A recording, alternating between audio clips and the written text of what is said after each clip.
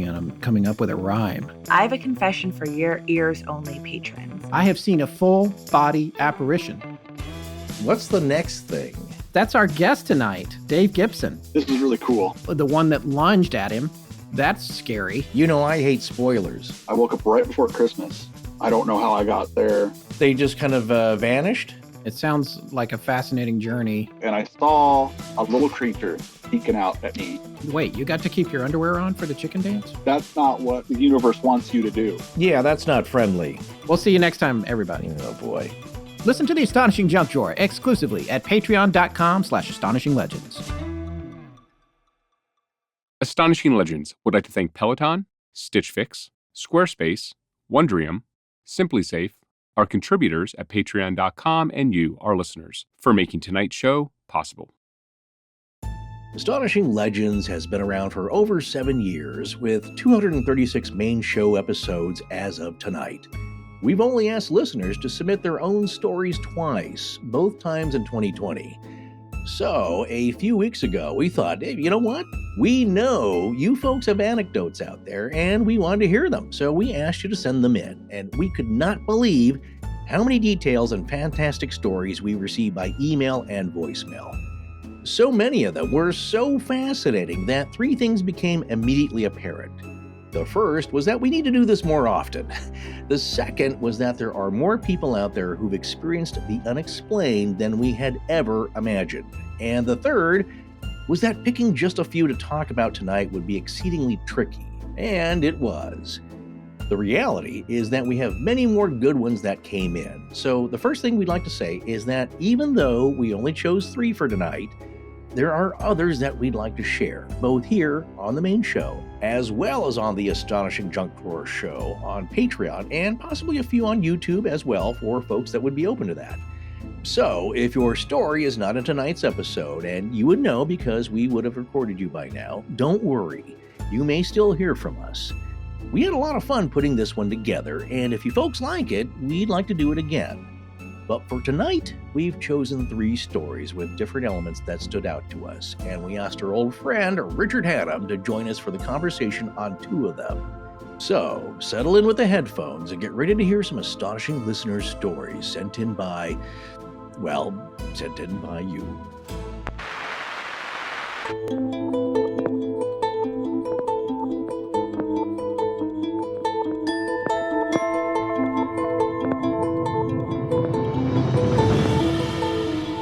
Welcome back to Astonishing Legends. I'm Scott Philbrook, and this is Forrest Burgess. I just felt right then and there that something was not right about that cave.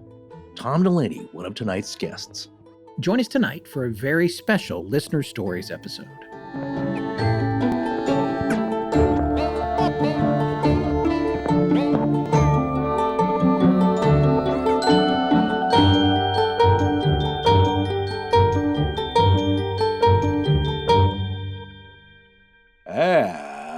And we're back. That we are, folks. A couple of very quick notes before we get started tonight. Firstly, we know we need to restock a lot of stuff in the store, and we're working on that. Apologies for the delay. Secondly, if you've missed our latest crossover appearance, we were just on Our Strange Skies with our friend and fellow podcaster, Rob Christofferson, talking about, of all things, tiny UFOs. Ooh, yes, one of Scott's favorites. I love tiny UFOs. Who doesn't? Like the Kara object, right? Turns out there are a lot more tiny UFO stories than you might think, and there's no one better suited on this particular planet for digging those kinds of things up than our Rob at Our Strange Skies. So find Our Strange Skies wherever you get your podcasts, and look for his latest episode to find episode number 106, Miniature UFOs with Astonishing Legends. Ooh, does that mean we're in the miniature UFOs? Sometimes. Oh, okay. Well, anyway, folks, it's a great episode, so check it out. They also have a tiny biplane. That's my favorite. The little guy that waves at you. The little leather cap. And awesome. It's the most fun idea as a child that a toy could come to life. And then as an adult, it's the most terrifying thing. So you got a little bit of that. But that's a nice one. That's my favorite story. Oh, yes. And by the way, we did want to give a shout out to Brandon Schexnader, who was pinch hitting on the edit for us on this show. Thank you so much, Brandon, for coming back into the fold. We like having you on backup. Well, anyway, folks, we've got a great show for you tonight here. So let's get it started. All right, here we go. We picked 3 stories to share tonight, and we also asked Rich Haddam to join us again for this, so you'll be hearing from him here shortly for 2 of these 3 stories anyway. So this first one came to us from listener Terra Greenleaf, a Wisconsin resident and member of the Red Lake Ojibwe Nation. Tara's story was pretty fascinating, but then she also had some audio to go with it, which we're going to share at the end of our discussion with her. All right, Sarah, roll that interview with Terra Greenleaf, please. So, folks, we would like to welcome Terra Greenleaf to the show, as I said, and of course, Mr. Richard Haddam. Rich, thank you for joining us too. I'm so excited. We're excited to have you back. Just so the audience knows, Rich has no idea what stories he's going to be hearing tonight, so he's going to be... I've been in a soundproof booth. That's just how he works at his regular job anyway, so it's there's not any special accommodations.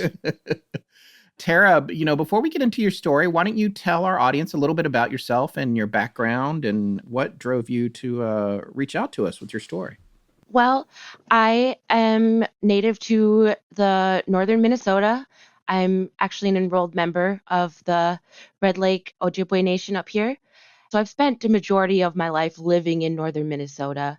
I think it's so cool that you're a member of the Ojibwe Nation. And I've always wondered, it is Ojibwe or Ojibwe? Ojibwe. Jib. Okay. Just like it's spelled. Okay, great. What a fascinating culture to be a part of. What's that like for you up there in Minnesota? Are there a lot of people up there in your tribe? Well, I've never been fortunate enough to live on my tribe.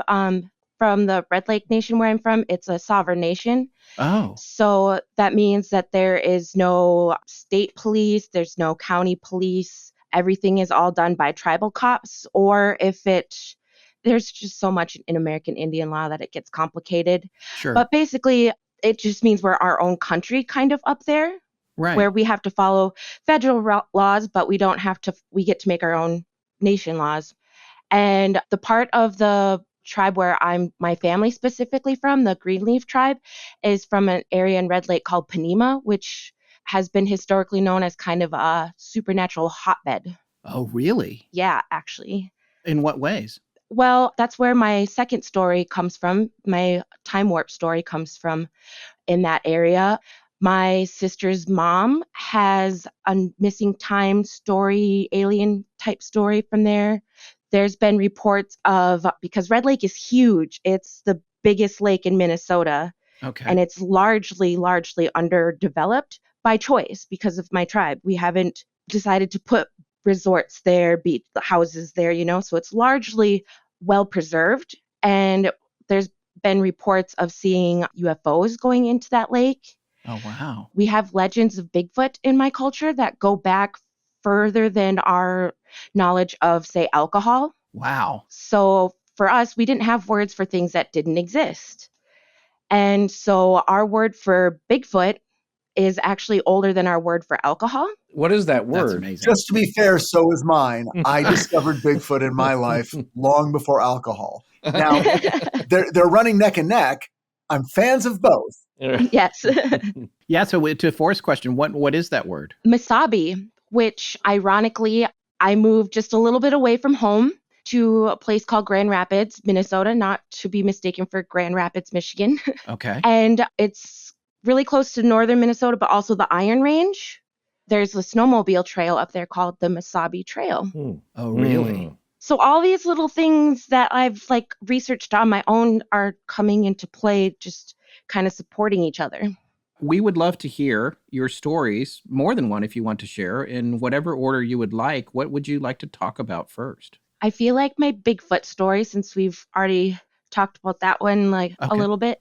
Okay. So this happened after I moved to Grand Rapids, and my mental health wasn't doing all that great. And to get myself back on track, I checked into a depression center, a crisis center.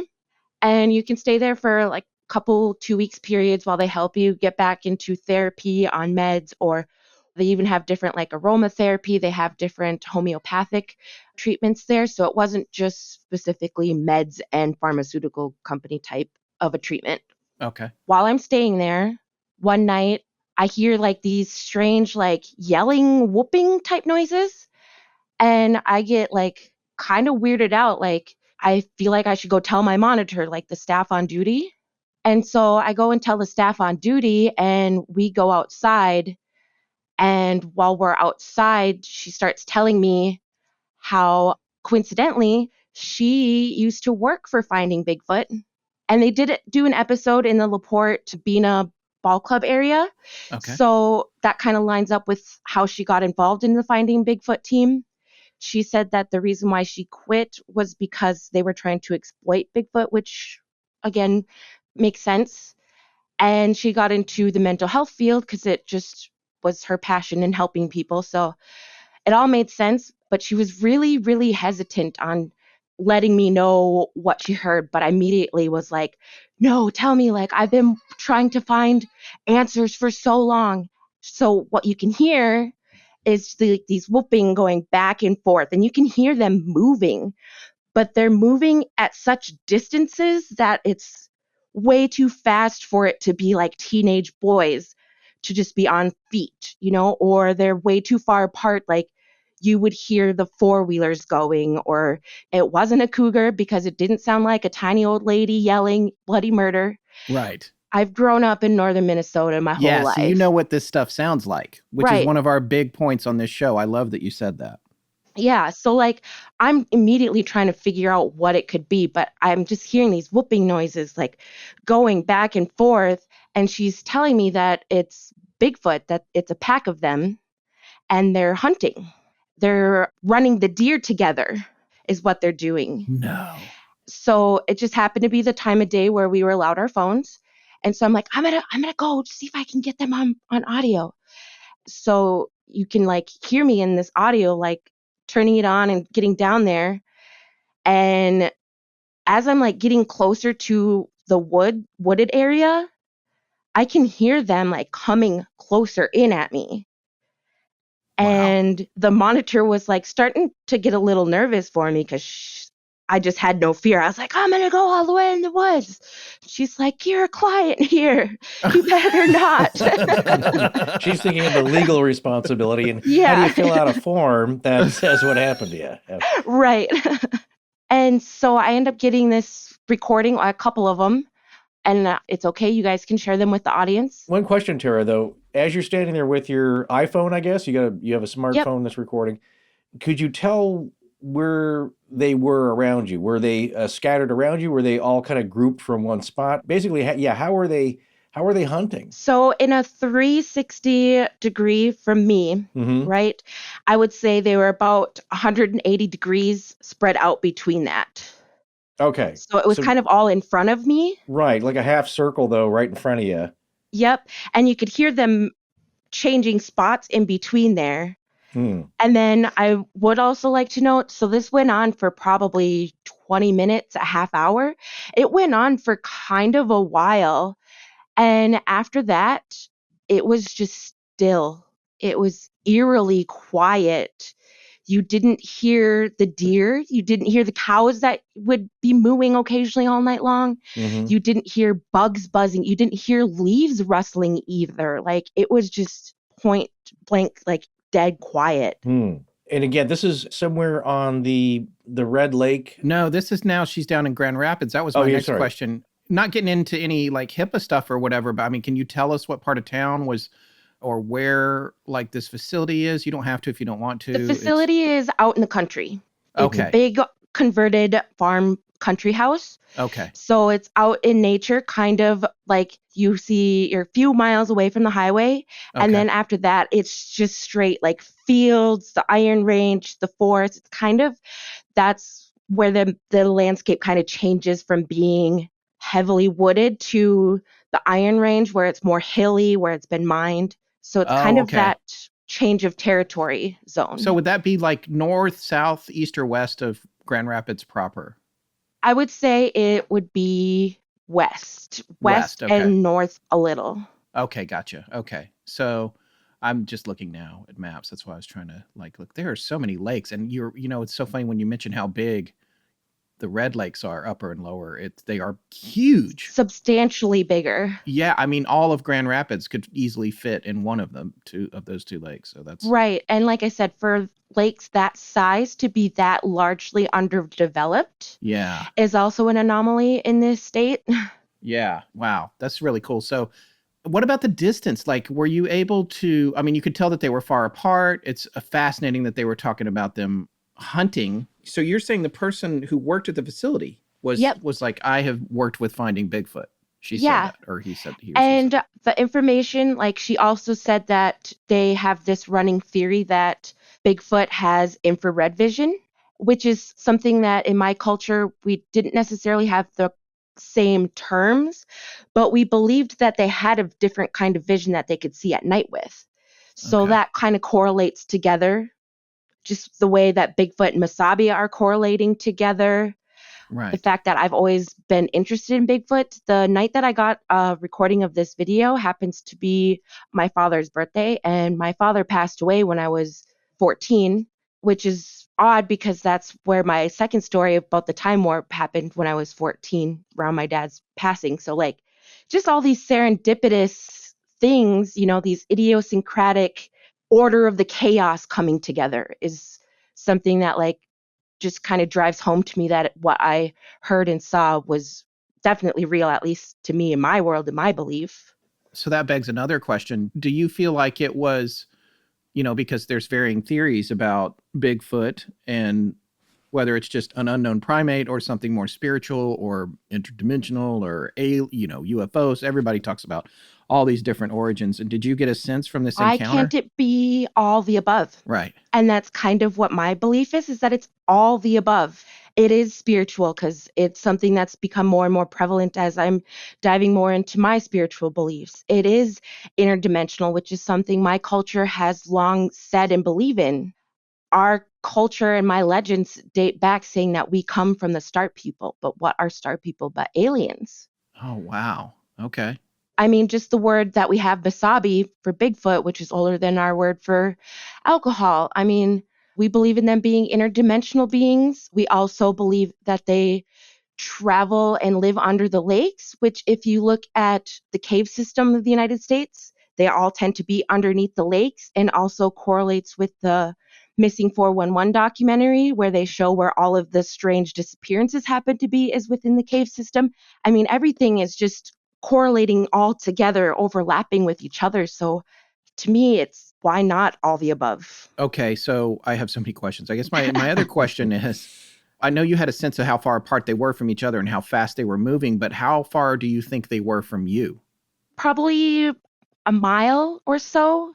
So they weren't super close, but they went from a good mile and a half distance of being away from me to, by the end of me in the recordings, to being a mile away from me, which that recordings, it's only in a span of about 5 minutes. So for them to be able to move about a half mile distance in a 5-minute period, that doesn't make sense for being in the woods.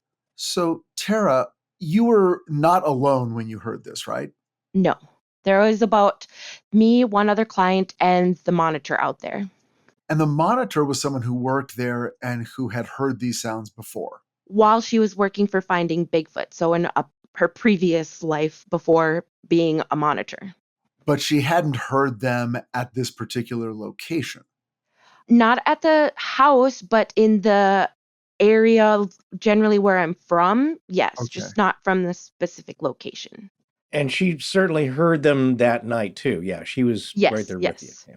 It's not like people, like a haunted hotel. It's not like, oh yeah, the people who are here, the people who work here, we hear this all the time. Oh, no. That. It was definitely an anomaly. And she said that we were actually really lucky and fortunate to get to hear this because it's not something that the public will normally hear in a lifetime. They'll normally not get to hear one Bigfoot yelling, let alone them hunting. So she said that that was kind of a big anomaly for us to even get to hear. What did the other client think? Did they have a reaction that you noticed? They were super sketched out, like, oh my goodness, what's happening here? Like, I hear it, like she believed in Bigfoot too, but like, it's one of those things like, what's going on? You tried to put some real world answer into what you've heard, and there isn't always a natural world answer to it. Right. And if I was Joshua Cutchins, I would have to ask you, was there any other phenomenon going on Around that time, was anybody noticing lights in the sky, poltergeist activity? Was there any other odd, anomalous phenomenon that night or the day before or the day after? No poltergeist, no in my culture we say money duke rather than ghosts or spirits or demons. We just say money dukes. Money Dukes. That was my nickname in college. Dude. Oh. Well, they might have tried to say something to you. But there was definitely no like money duke activity Mhm. around there. I have plenty of paranormal, supernatural stories. These are just the two that have stuck with me the most and bothered me the most. I've seen spirits and money dukes before. I have not seen aliens, but I did not see any lights out in the directions.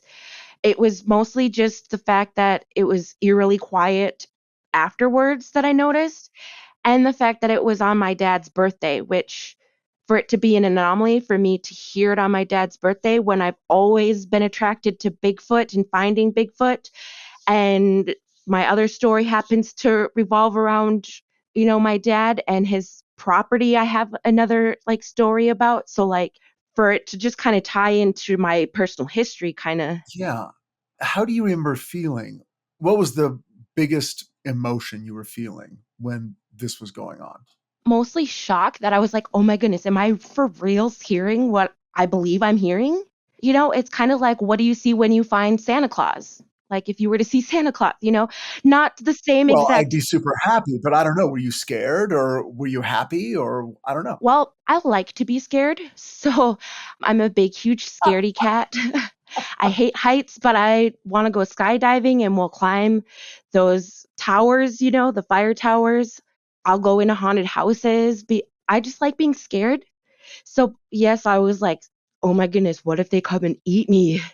And I was like, but I'm going to get documentation of it first.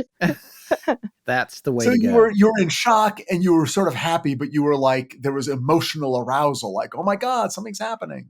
Right.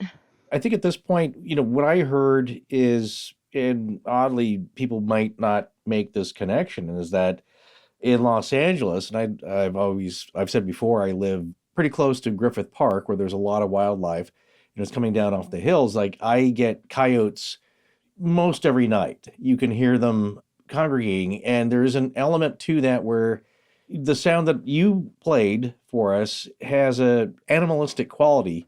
And not that humans couldn't make that, but there's definitely a tone there. There's a sense that there is an animalistic quality. It's got that, I don't know. Primate sound? Yeah. Yeah, right. A whooping. Yeah, like baboons. Are there any whooping. primates native to that area? No, none. Okay. There's no wild chimpanzees that escaped the zoo that night. Right. There's no King Kong that was coming to climb up the trees Yeah. into Red Lake and play. I Right. mean, Tara, you've heard coyotes before, right? You know what I'm talking about, where Yes. it's a really creepy, weird sound, but this is it's different. creepy.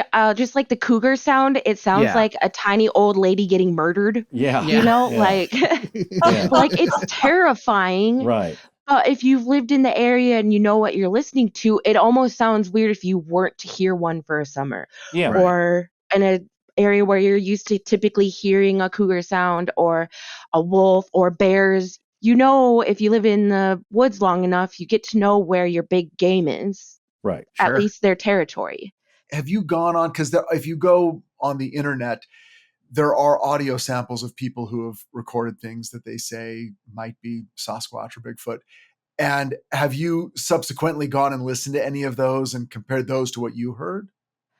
I've listened to a couple, but because it was just one, it was a little bit different.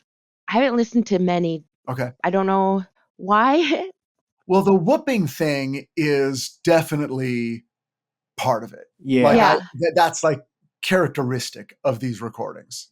And I just know just from my own research and collecting the legends from my culture and doing the documentaries research, just by doing my own research, I know that they're primates. And so the fact that like this sounds very apish, that was the only proof I needed. But also, unlike any other natural indigenous animal that you usually hear right around there. So what I'm saying is that this is a unique sound in a way. And what's funny is like what Richard was saying, like, yeah, if you listen to a lot of them, and there's certainly a good collection of them now, you can start to tell what's a Bigfoot. Like like Right.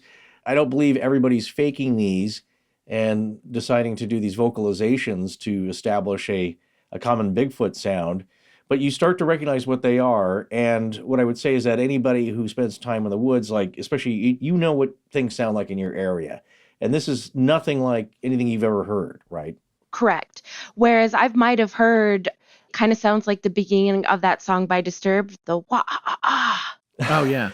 It kind of reminded me of that sound, or like other sounds that I've heard on planet Earth on TV, but that is coming through speakers. Right. It's a totally different experience hearing something like a Bigfoot recording through speakers versus hearing it live and in surroundings where you haven't heard that type of thing.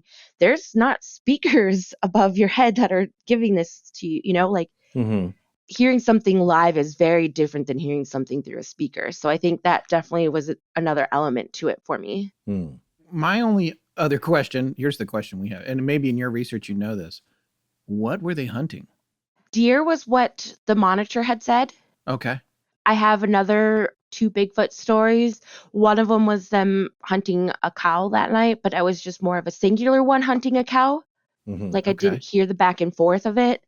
And then my most recent kind of Bigfoot encounter, I guess I could say, is that my friend him and his family owned a significant amount of property compared to somebody who doesn't have any, Right. and they would report either hearing Bigfoot or some of the kind of cows going missing too.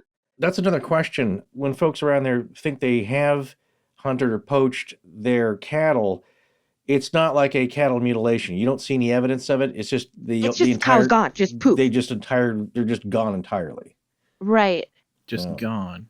And then that kind of reminds me of our legends. We have this fairy tale where little kids don't go outside at night because owls will put you in their ear and take off with you and you'll never be seen again.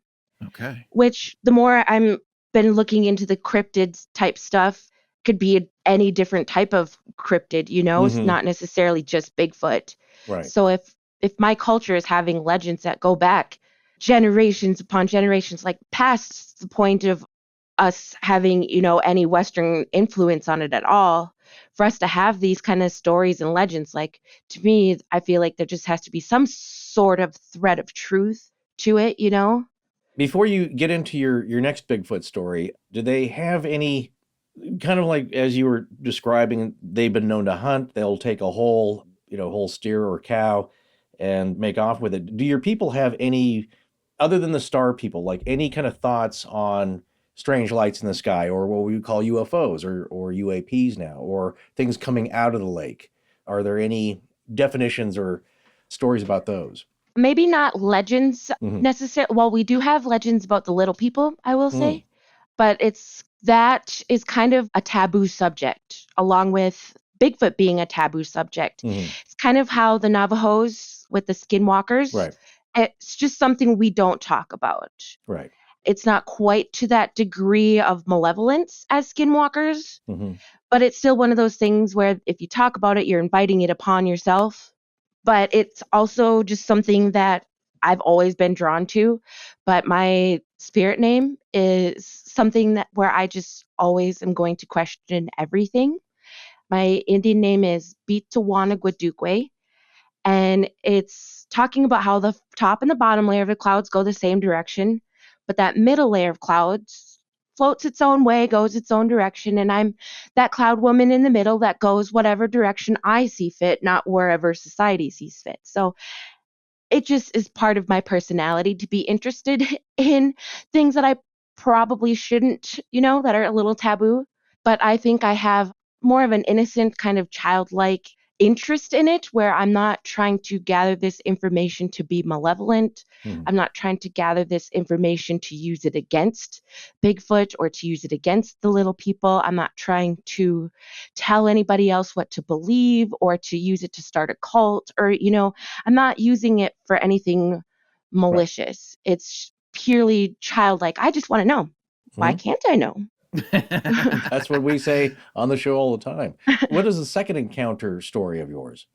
Well, my other story was about this time warp.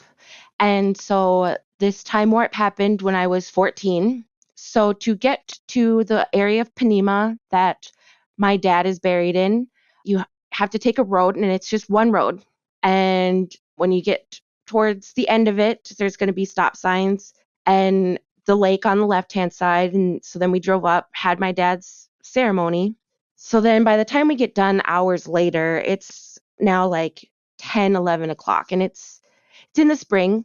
So, I mean, it's kind of chilly out still. And so we're driving back, and it's me, my stepmom, my older sister, who's probably in her 30s, I believe, and then my littlest sister and my niece. So it was like all of my dad's like girls, like most of us anyway. It's not all of us. And we were driving back. So that means Red Lake would have been on the right side, and the first stop sign. So the second stop sign's probably only a mile away. It doesn't take long. It's a minute drive maybe. So we're driving along. We see the moon reflecting on Red Lake. We hit this first stop sign, and then we're driving and driving and driving straight still, like continuing to drive straight. And as soon as all of us are like notice that we are still driving straight, one of us asked, "Where's the second stop sign at?"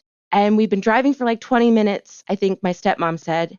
And then as soon as she says that, I look over and I can see the moon reflecting on Red Lake again. And we hit the first stop sign again. And then we drive a minute and we hit the second stop sign as normal. It's like you went in a loop, right? It's like you got to, before you got to the first stop sign or after, like you just... Yeah. Yeah, it was just like time stretched way out, but nothing in between looked weird. What's right? that Tobey Maguire, Reese Witherspoon movie? Pleasantville. It was like that scene in Pleasantville when he's walking and he realizes, oh, I'm at the beginning of the block again. Yeah. Right. It was like that, where we're just going straight. There's no turning, nothing. But here we hit Red Lake again. It was just like that.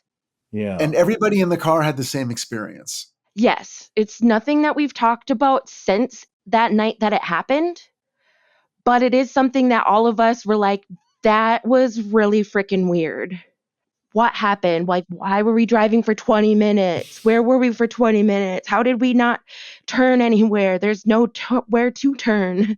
Did you notice anything weird with your watches? Did anything stop? Did you notice that it took much longer?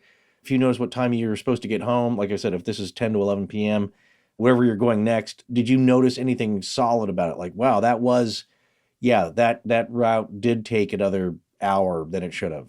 It only took another 20. It was just a period gap of about 20 minutes. Okay. I can't say how long we were driving in the actual time warp before we all at the same time were like, we've been driving and haven't turned for way longer than a mile. I don't know. I'm still super puzzled by this myself. I haven't really shared this particular story with too many people. Definitely shared my Bigfoot story a lot more than this one because it puzzles me so much on what happened, how it happened. But I do know that my other sisters who were not in the car with us, but their mother happened to have a missing time warp in that same area of highway that we did, that me and my other sisters had a same experience. She said hers happened in like the 70s or 80s. I'm not sure, but it was like a period of about 3 hours. And when they came back, they were in the same exact spot of road, like they hadn't moved at all. And it was like witching hour. It was now 3:15 when they left the house at like midnight. And it's this same part of town where like it shouldn't take that long to get to Bemidji. It should only take about a half hour once you're past the stop signs. It's only about a mile in between the stop signs, and there's nowhere to turn. You're kind of just on this road. So here's the thing. When you live in an area like that, this is very much how you understand geography. It's like half hour past the stop sign or 10 minutes and then you see the lake. Mhm. That becomes a very common way to understand things, as opposed to I live in the middle of a city and everything is just, freeway, on-ramp, off-ramp. And It takes like 35 minutes to get a mile. Yeah. right. And your phone is telling you exactly where you're going. And it's not, you're not figuring it the same way, but there's Not something going by else. landmarks. Exactly. And that's sort of like I've visited and spent time in areas where it's like, oh, right, this takes about 25 minutes. And being a city person, I'll think, wait, am I lost? And then I'm like, oh no, they said it would take 25 minutes and it took 25 minutes. And now we're seeing the landmarks that we were told to see. So Correct. that I totally get, even though it's not as locked down mile to mile, that's a thing. And so if a thing that's supposed to take 30 minutes takes an hour, that's a big deal.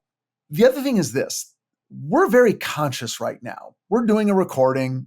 We're in the middle of our work day. We're listening to this and we're hearing a story and we're thinking, I would have been so freaked out. I would have pulled over. I would have jumped out of the car, all this stuff. And yet that's never what happens. No. Typically when people have these experiences, you feel deeply disturbed. It's very weird. And then almost for your own psychic survival, you have to just push it aside and move on, because there is no second theory. It's not like, oh, well, here's what probably happened. There's no probably. It's the same thing. The only slight sort of experience I've had with this are a couple of cases of weird precognition. But when you have that, there is no explanation. So then you just go, oh, okay, yeah, I kind of dreamed that. And then you just go on with your life because there really isn't any other way to proceed. I do have some sensitivities to being clairsentient and claircognizant. I don't have the actual visuals of it. So that is something where I have a little bit of sensitivity towards. But as far as that and this time warp story, I have no explanation. I have no knowledge of anything, no anything that I can say I just feel, because I don't know. I don't know. Right. It's like that subreddit glitch in the matrix. Exactly. Mhm. They're the most disturbing things because it's the sort of thing that makes you think we're not living in a physical reality that we can depend upon. There's a skip on the record. There's the tape has a blank spot. Something about our experience is weirdly mechanical and is somehow prey to mechanical glitches. And that's so upsetting that you can't think about it that long. Well, man, Independence Day is almost here. Have you got any plans this year? Yeah, wearing my t-shirt in the pool over at my regular 4th of July cookout. Oh boy, wait, are you not feeling fit as a fiddle? I think you don't want to take that shirt off? Well, look, I haven't been exercising as much as I wanted lately, and it's not easy to get to the gym when you're as busy as we are, as you well know. Yeah. And it's been so hot out lately, frankly, I don't want to go jogging and then halfway through find out I can't make it back. Oh yeah, well, it has been brutal lately. Well, Yeah. your exercise excuses are usually pretty lame, but I'm going to agree with all these. Finding the time and the place can be huge obstacles to your fitness and health goals, which is why the best option is to bring the workout or the gym to you. But I'm not talking about getting some big rubber bands and a ball. You need the complete package, because the best exercise routine is the one you stick with. And that's why Peloton is your answer for getting healthy. Oh, yeah. Well, I've belonged to gyms for decades, and the Peloton bike and tread are the most well-made fitness machines I've ever seen. But here's the deal. The best equipment in the world isn't as effective without the best instructors making sure you use it right and to keep you motivated. And Peloton is a team of world-class, highly trained pro fitness instructors ready to motivate you 24/7 through every workout, whether you're a regular at the gym or just someone who's new or getting back into working out. Whatever your fitness level, Peloton instructors don't just teach, they motivate. Like Alex Toussaint, who's actually one of my favorites. He really knows how to get me pumped. and keep me coming back with positivity. And that's another reason why you'll keep up with it. The Peloton classes are actually a ton of fun. Because if it's not fun, why do it? You're more likely to stick to a workout routine you enjoy. So Peloton makes every class fun. It feels like you're hanging out with friends, and every Peloton class is set to a killer playlist. So whether you're in the mood for a ride with your fave club hits, a run with EDM grooves, or a yoga flow class with soul music, whatever you're into, you'll find the perfect soundtrack for your workout on Peloton. Absolutely. And right now, before all the summer events, is the time to have fun and get fit. So it's the perfect time to try out Peloton. And get this, the Peloton Bike Plus is now $500 less. It's the best price yet, including free delivery and setup. And there are more game-changing prices available on the original Peloton bike and Peloton tread. Visit onepeloton.com to learn more. That's onepeloton.com. Dang, man, you're looking pretty sharp today. I was thinking after all these years on lockdown, it's gotten a little too easy to hop out of bed, wander over to my work from home desk in sweatpants and an ancient t-shirt and start work. But you know what? What's that? I figured out when I dress a little nicer, which I did accidentally the other day, I actually have more energy and get better work done. And on top of that, I just got a new shipment from Stitch Fix. Oh, yes. No, excellent. Excellent plan, my friend. And when I find myself with free time, the last thing I want to do is go shopping for new clothes. Yes. But I know all my current choices are getting long in the tooth, so Stitch Fix is the ultimate fix for that problem. All you have to do to get started with them is head over to stitchfix.com and take their super quick and actually fun quiz to set up your style profile. When I took the quiz, I started with the choice of update my wardrobe because I have a tendency to wear things until they've disintegrated, so an update is nearly always in order. It asked me about my height, waist, and inseam, and some other simple style questions. And then they show you different things, and you just choose the things you like and discard the things you don't, and after a few minutes, they've got a whole profile for you. I was done in just a few minutes, and it must work because I just got clothes that I love. Yeah, the cool thing about Stitch Fix is once they have your style preferences, their expert stylists put outfits together for you based on the choices you made.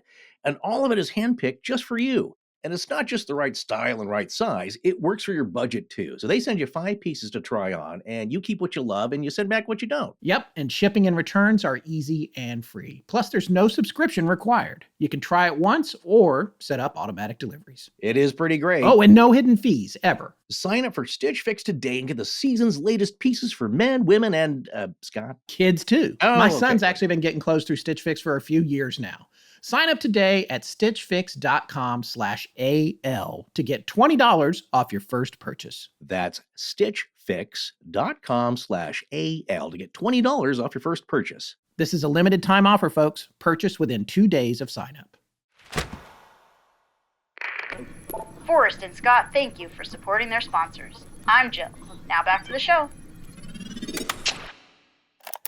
Did anybody, yourself or anyone in the car, notice anything at all out of the ordinary or just different or a different kind of feeling? Did you feel anything, smell anything? Was there anything out of the ordinary?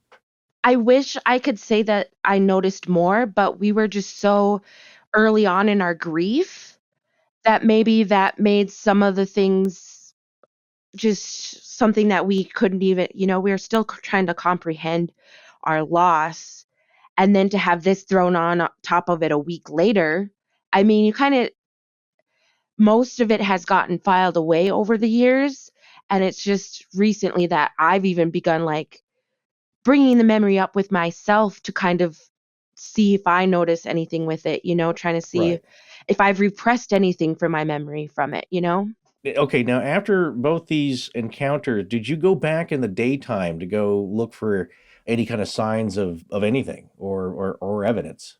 No on the evidence for Bigfoot because I was, again, in a crisis center. But I have heard what I could now officially identify within myself of hearing as a Bigfoot call. I definitely was able to pick up on that more. My kind of clairsentient, cognizant abilities have definitely heightened with these experiences. I don't know if there's an actual correlation or anything. It's just interesting. Everything's very interesting. Well, as they say, these things happen to people repeatedly for whatever reason. We just know that anecdotally from the emails that we get, people saying like, I don't just have one story, I got about 4 or 5, or this has always happened to me during my life, or within families too, with the same siblings. So there's something to that where it's, some people seem to have attracted that, or it's singled them out, or there's a reason that we just don't know. But and then there's people like myself who've, they've never seen anything really major. I did hear something like an animal sound that was anomalous because whatever it was invisible, but that's about it. And then there's Stan Gordon, as I was mentioning, like he's been studying these kinds of strange cryptid encounters for 50 years, all his life, and has seen aftermath of different things, but never anything directly, right? He's seen some evidence, weird footprints, he's taken castings.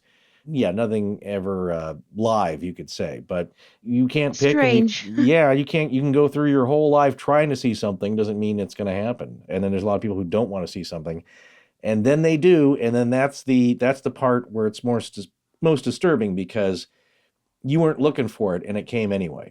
Well, and then that's the whole thing too.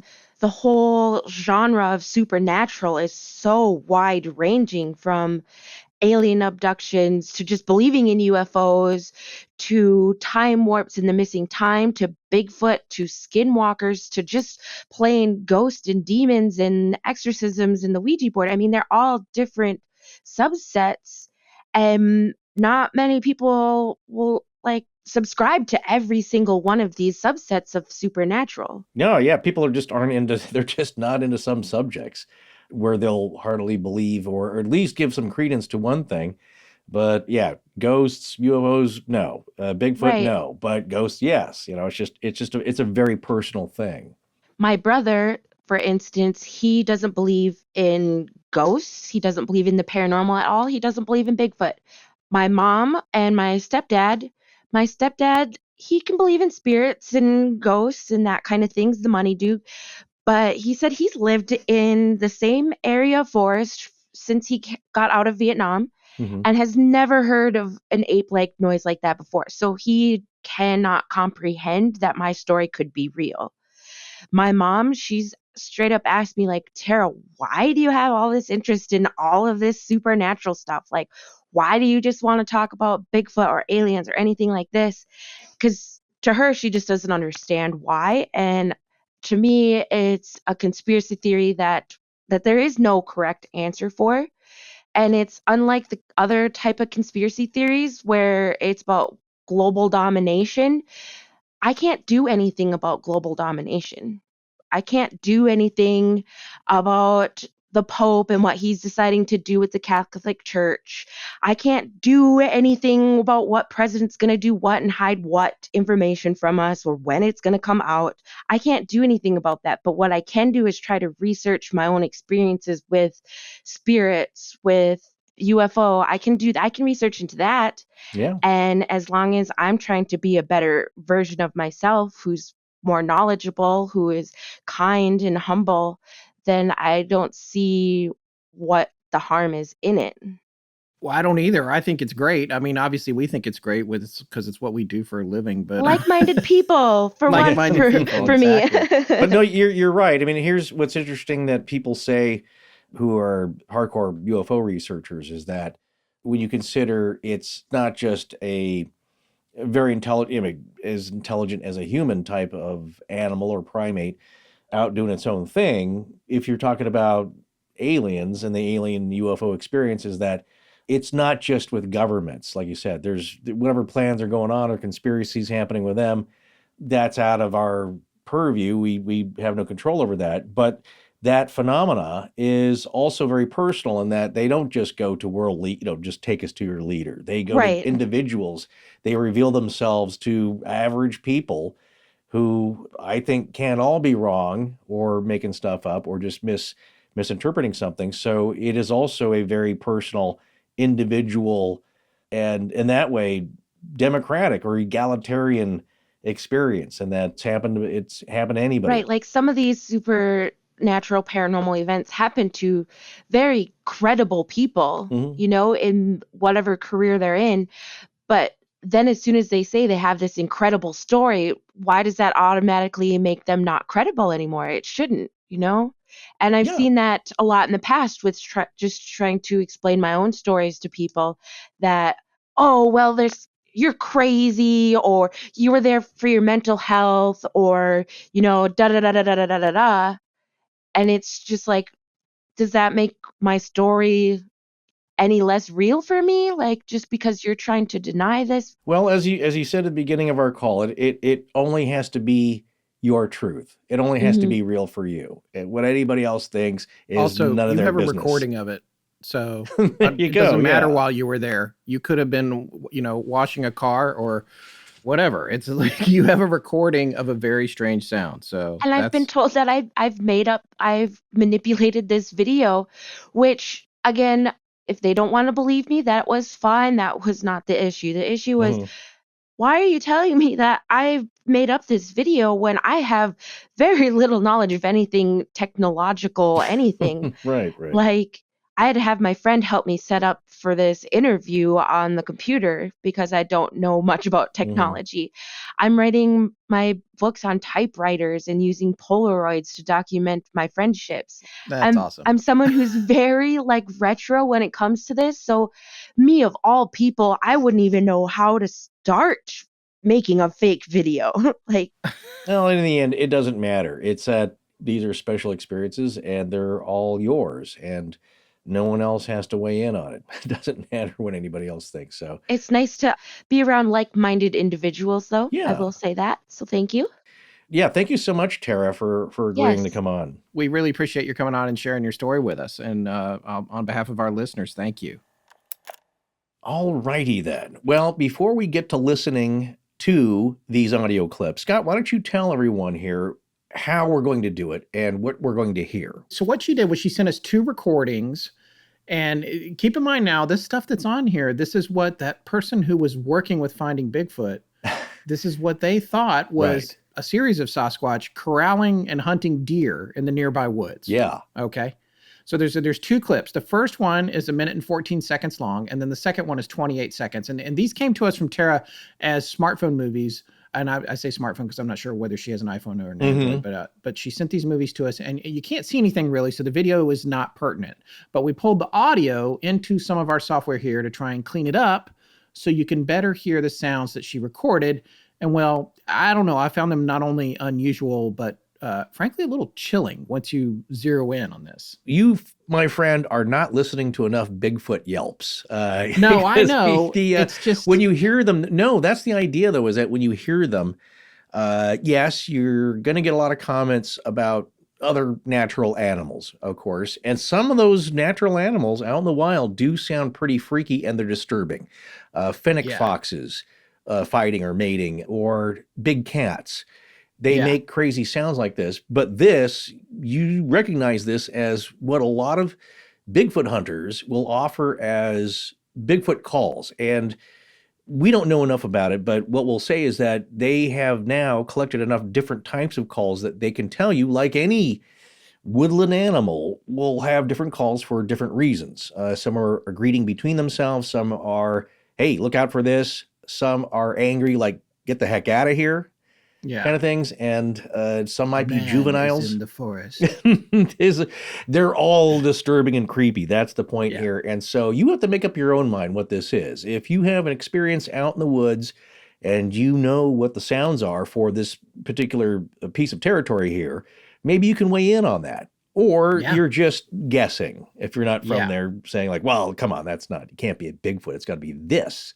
Well, maybe it is, but listen to it first. So when we hear this, the first pass will be the raw audio, right? Meaning you have done nothing to it. Yeah. So this is going to be the first one in its entirety, nothing extra applied to it, but volume. Okay. So you're going to hear all the handling noise. You're going to hear her walking around, trying to get closer to it, and also whisper talking to some of the people she's with. Sarah, play that first clip, the one that we're calling clip number 1.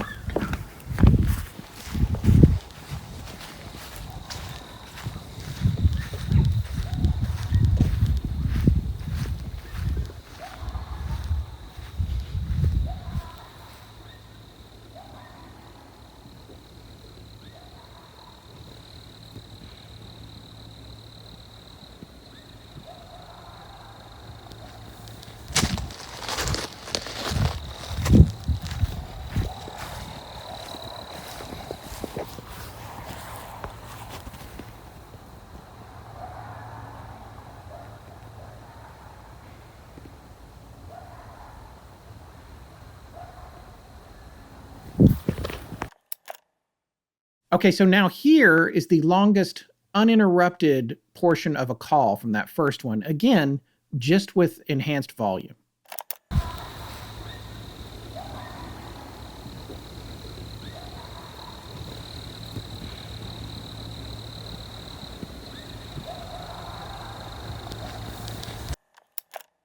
All right, here's that same section again with a little denoising applied, where we reduce the noise, clip volume raised further, and some dynamic compression introduced, which that does create some extra artifact type of digital noise, which you might hear a little bit. It'll be more in the foreground, kind of like that kind of stuff.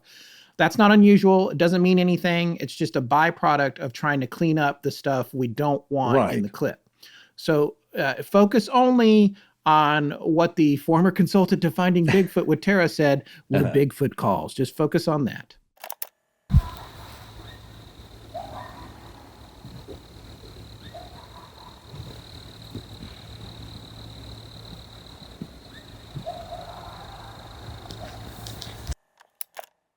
So that's the first clip with those 2 enhanced passes. Now this is the second clip Terra sent us. No enhancements other than increased volume.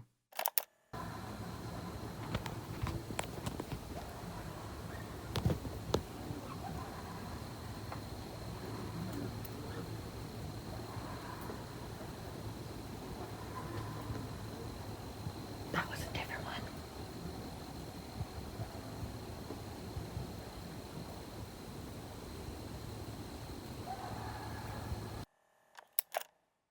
Okay, so here's that clip again with noise reduction and rumble reduction applied. It also has speech enhancement for high tones. Now, this is a pre-built Adobe Premiere feature for dialogue, but we thought it might help bring out the animal calls a little further.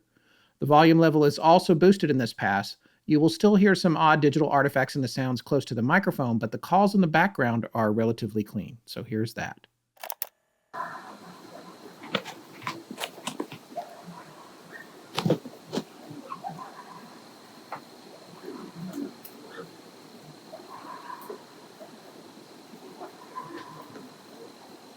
That was a different one.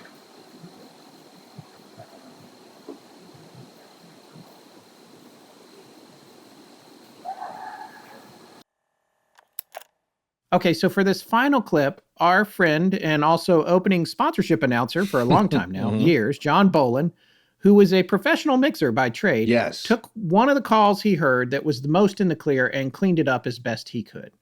One call, which they all were very similar. So this is, he just picked the one that he felt like was the easiest to clean up by itself.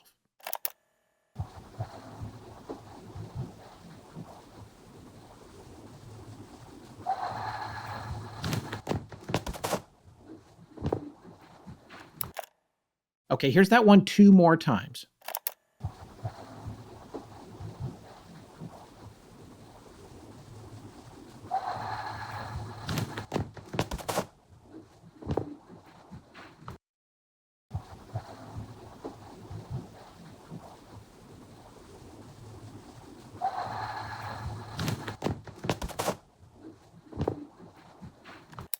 I had a lot of fun kind of messing around with those clips. The more I listened to them, I played them for my son. He got freaked out. He was like, that's freaking me out, Dad. You know, just, and this kid's killed everything in video games that you can, the humans can possibly imagine.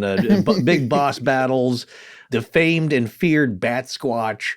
But this made it real for him, huh? You know, and it got the dog's attention too when I was working on it, playing it through the speakers. Yeah. What did they do? The larger, actually, they were both, because they were up here hanging out with me because everyone else was gone. When everyone else leaves the house, they come to my office. Then you're worthy of finally, when I'm not chopped liver. This idiot knows where the Papashuka treats are. Yeah, exactly. Okay. But they were very much like looking at the speakers, the head tilts, the whole 9 yards. But I don't know. They would do that, you know, they'd probably do that with any natural animal sounds because that's not something they're hearing inside my house. I know, but what I know about your canines, and especially the lovely little Lou, is that they will pay attention to some things that you wouldn't expect and then ignore things you think that they would think were important. But not to them. That's true. They're hard to pin down. But again, these are animalistic sounds. So yeah, they are. I mean, it's clearly an animal. And it sounds like a primate. And by the way, there are no primates native to Minnesota, which Tara said, but I also looked at it, not that I didn't Right. believe her, but I just didn't want somebody else to be like, well, actually. So I looked it up. Nothing. The only primates in Minnesota are in zoos. Well, and no reports of anybody's pet monkeys or a bunch of monkeys escaping and starting their own troop, a la Planet of the Apes. Right. If we can find a baseline of agreement, we can agree that these are animal sounds. These are Yes. wild animal sounds. Absolutely. So just reiterating what I said in our discussion here is that to me, these are similar or reminiscent of coyote yips and howls, and they come down out of the hills in Griffith Park. They roam the streets every night, and when they make a kill, it's an eerie cacophony. But here's the thing. Those sound canine, and I've heard them now for 30 years here. I know what they are. I know the range of them. Coyotes and other animals don't go beyond that range. You know what I'm saying? They don't suddenly start to sound like gibbons because they thought it was cool. Right. This sounds more primate, and primate verging into human vocalizations. Right. So look, we're not zoologists here, but what I can tell you is that this does not sound like coyotes to me, which I've heard every night almost for, decades now. Right. Right. And in every manner that they make, hunting, having made a kill, sadly, communication between themselves.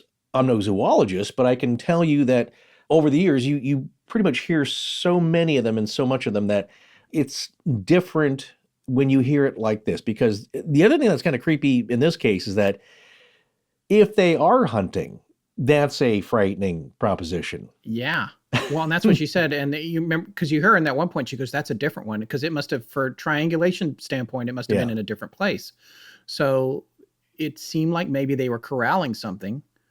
And the estimation of the Finding Bigfoot person who also worked at the facility she was at was that they were hunting deer. Look, as we all know, gorillas famously are vegetarian and they grow to those massive sizes, but we're talking bigger primate creatures perhaps here, but still with the zygomatic muscles and the sagittal arch, which means they have a lot of chewing power. Yeah. Flatter faces, not without the snouts, and they, so they eat tough greens and natural stuff, but also who's to say that they don't like a bit of flesh now and again? And thank goodness they don't seem to be too interested in human jerky. But it's a frightening thing when you're out in the woods. And as a group of hunters might do, is that they're calling to each other and flushing game to catchers, let's say. Yeah, that was the very next thing I was going to say is they picked the big one is waiting down at the far end of the valley or whatever. With a massive tree trunk to knock out whatever's coming his way. But so it makes sense. And that's what I think freaks people out is the human aspect where if you just said like, well, they're, we've seen some traits and they just seem like misplaced apes, right? Yeah. Gorillas in the mist, that just happens to be in Wisconsin. And we can feel safe because they're only intelligent to a point. These ones, I think because of the human-like nature of them, that's what freaks people out. And, what do you mean they cut the power? Yeah. Well, coming back to this idea of this area too was what Tara was talking about. And I was looking at it, the Red Lake area where her tribe is from. There's the upper and lower Red Lake. Like I mentioned, it is huge. It's the 16th largest lake in the country. Mm-hmm. It's the largest natural freshwater lake entirely within the borders of Minnesota, which Tara also said. It obviously, Minnesota bumps up against Lake Superior, but that's a border for it. Red Lake is 440 square miles. And it's also entirely within the Red Lake Indian Reservation. Mm-hmm. And remember what you said a few minutes ago, it's not really developed. They haven't let it be developed. And there's not territory like this in the U.S. that's like that, where you've got this big, beautiful area.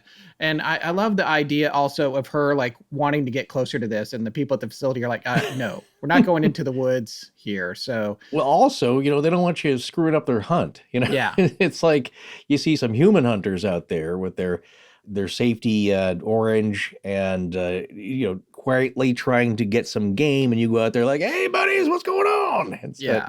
Not good. So at this point, I can't remember if we've talked about Jeffrey Gonzalez, but he was the guy who set up the Bob Gimlin talk in Fresno that we attended. And we've kind of gotten to know him. And he has a YouTube channel called Paranormal Central, but he's got a bunch of clips because his group is the Sangster Paranormal Society, I believe. That's the name of the paranormal investigation group that he's a part of. And they go into the Sierras there, not too far from where we were, into the gateway of the Sierras.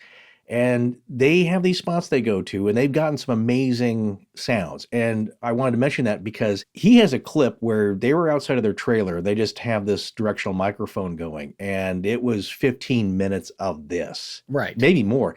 I think maybe he even said it went on all night. And it was kind of disturbing because it's hard to sleep. It's so disturbing because how far away are they from the trailer where they could rip the door off? Right. And right. it sounds just like this, where there Right. are calls, there are yips, there's yells and growls and grunts, and it's just a cacophony of stuff going on all around them.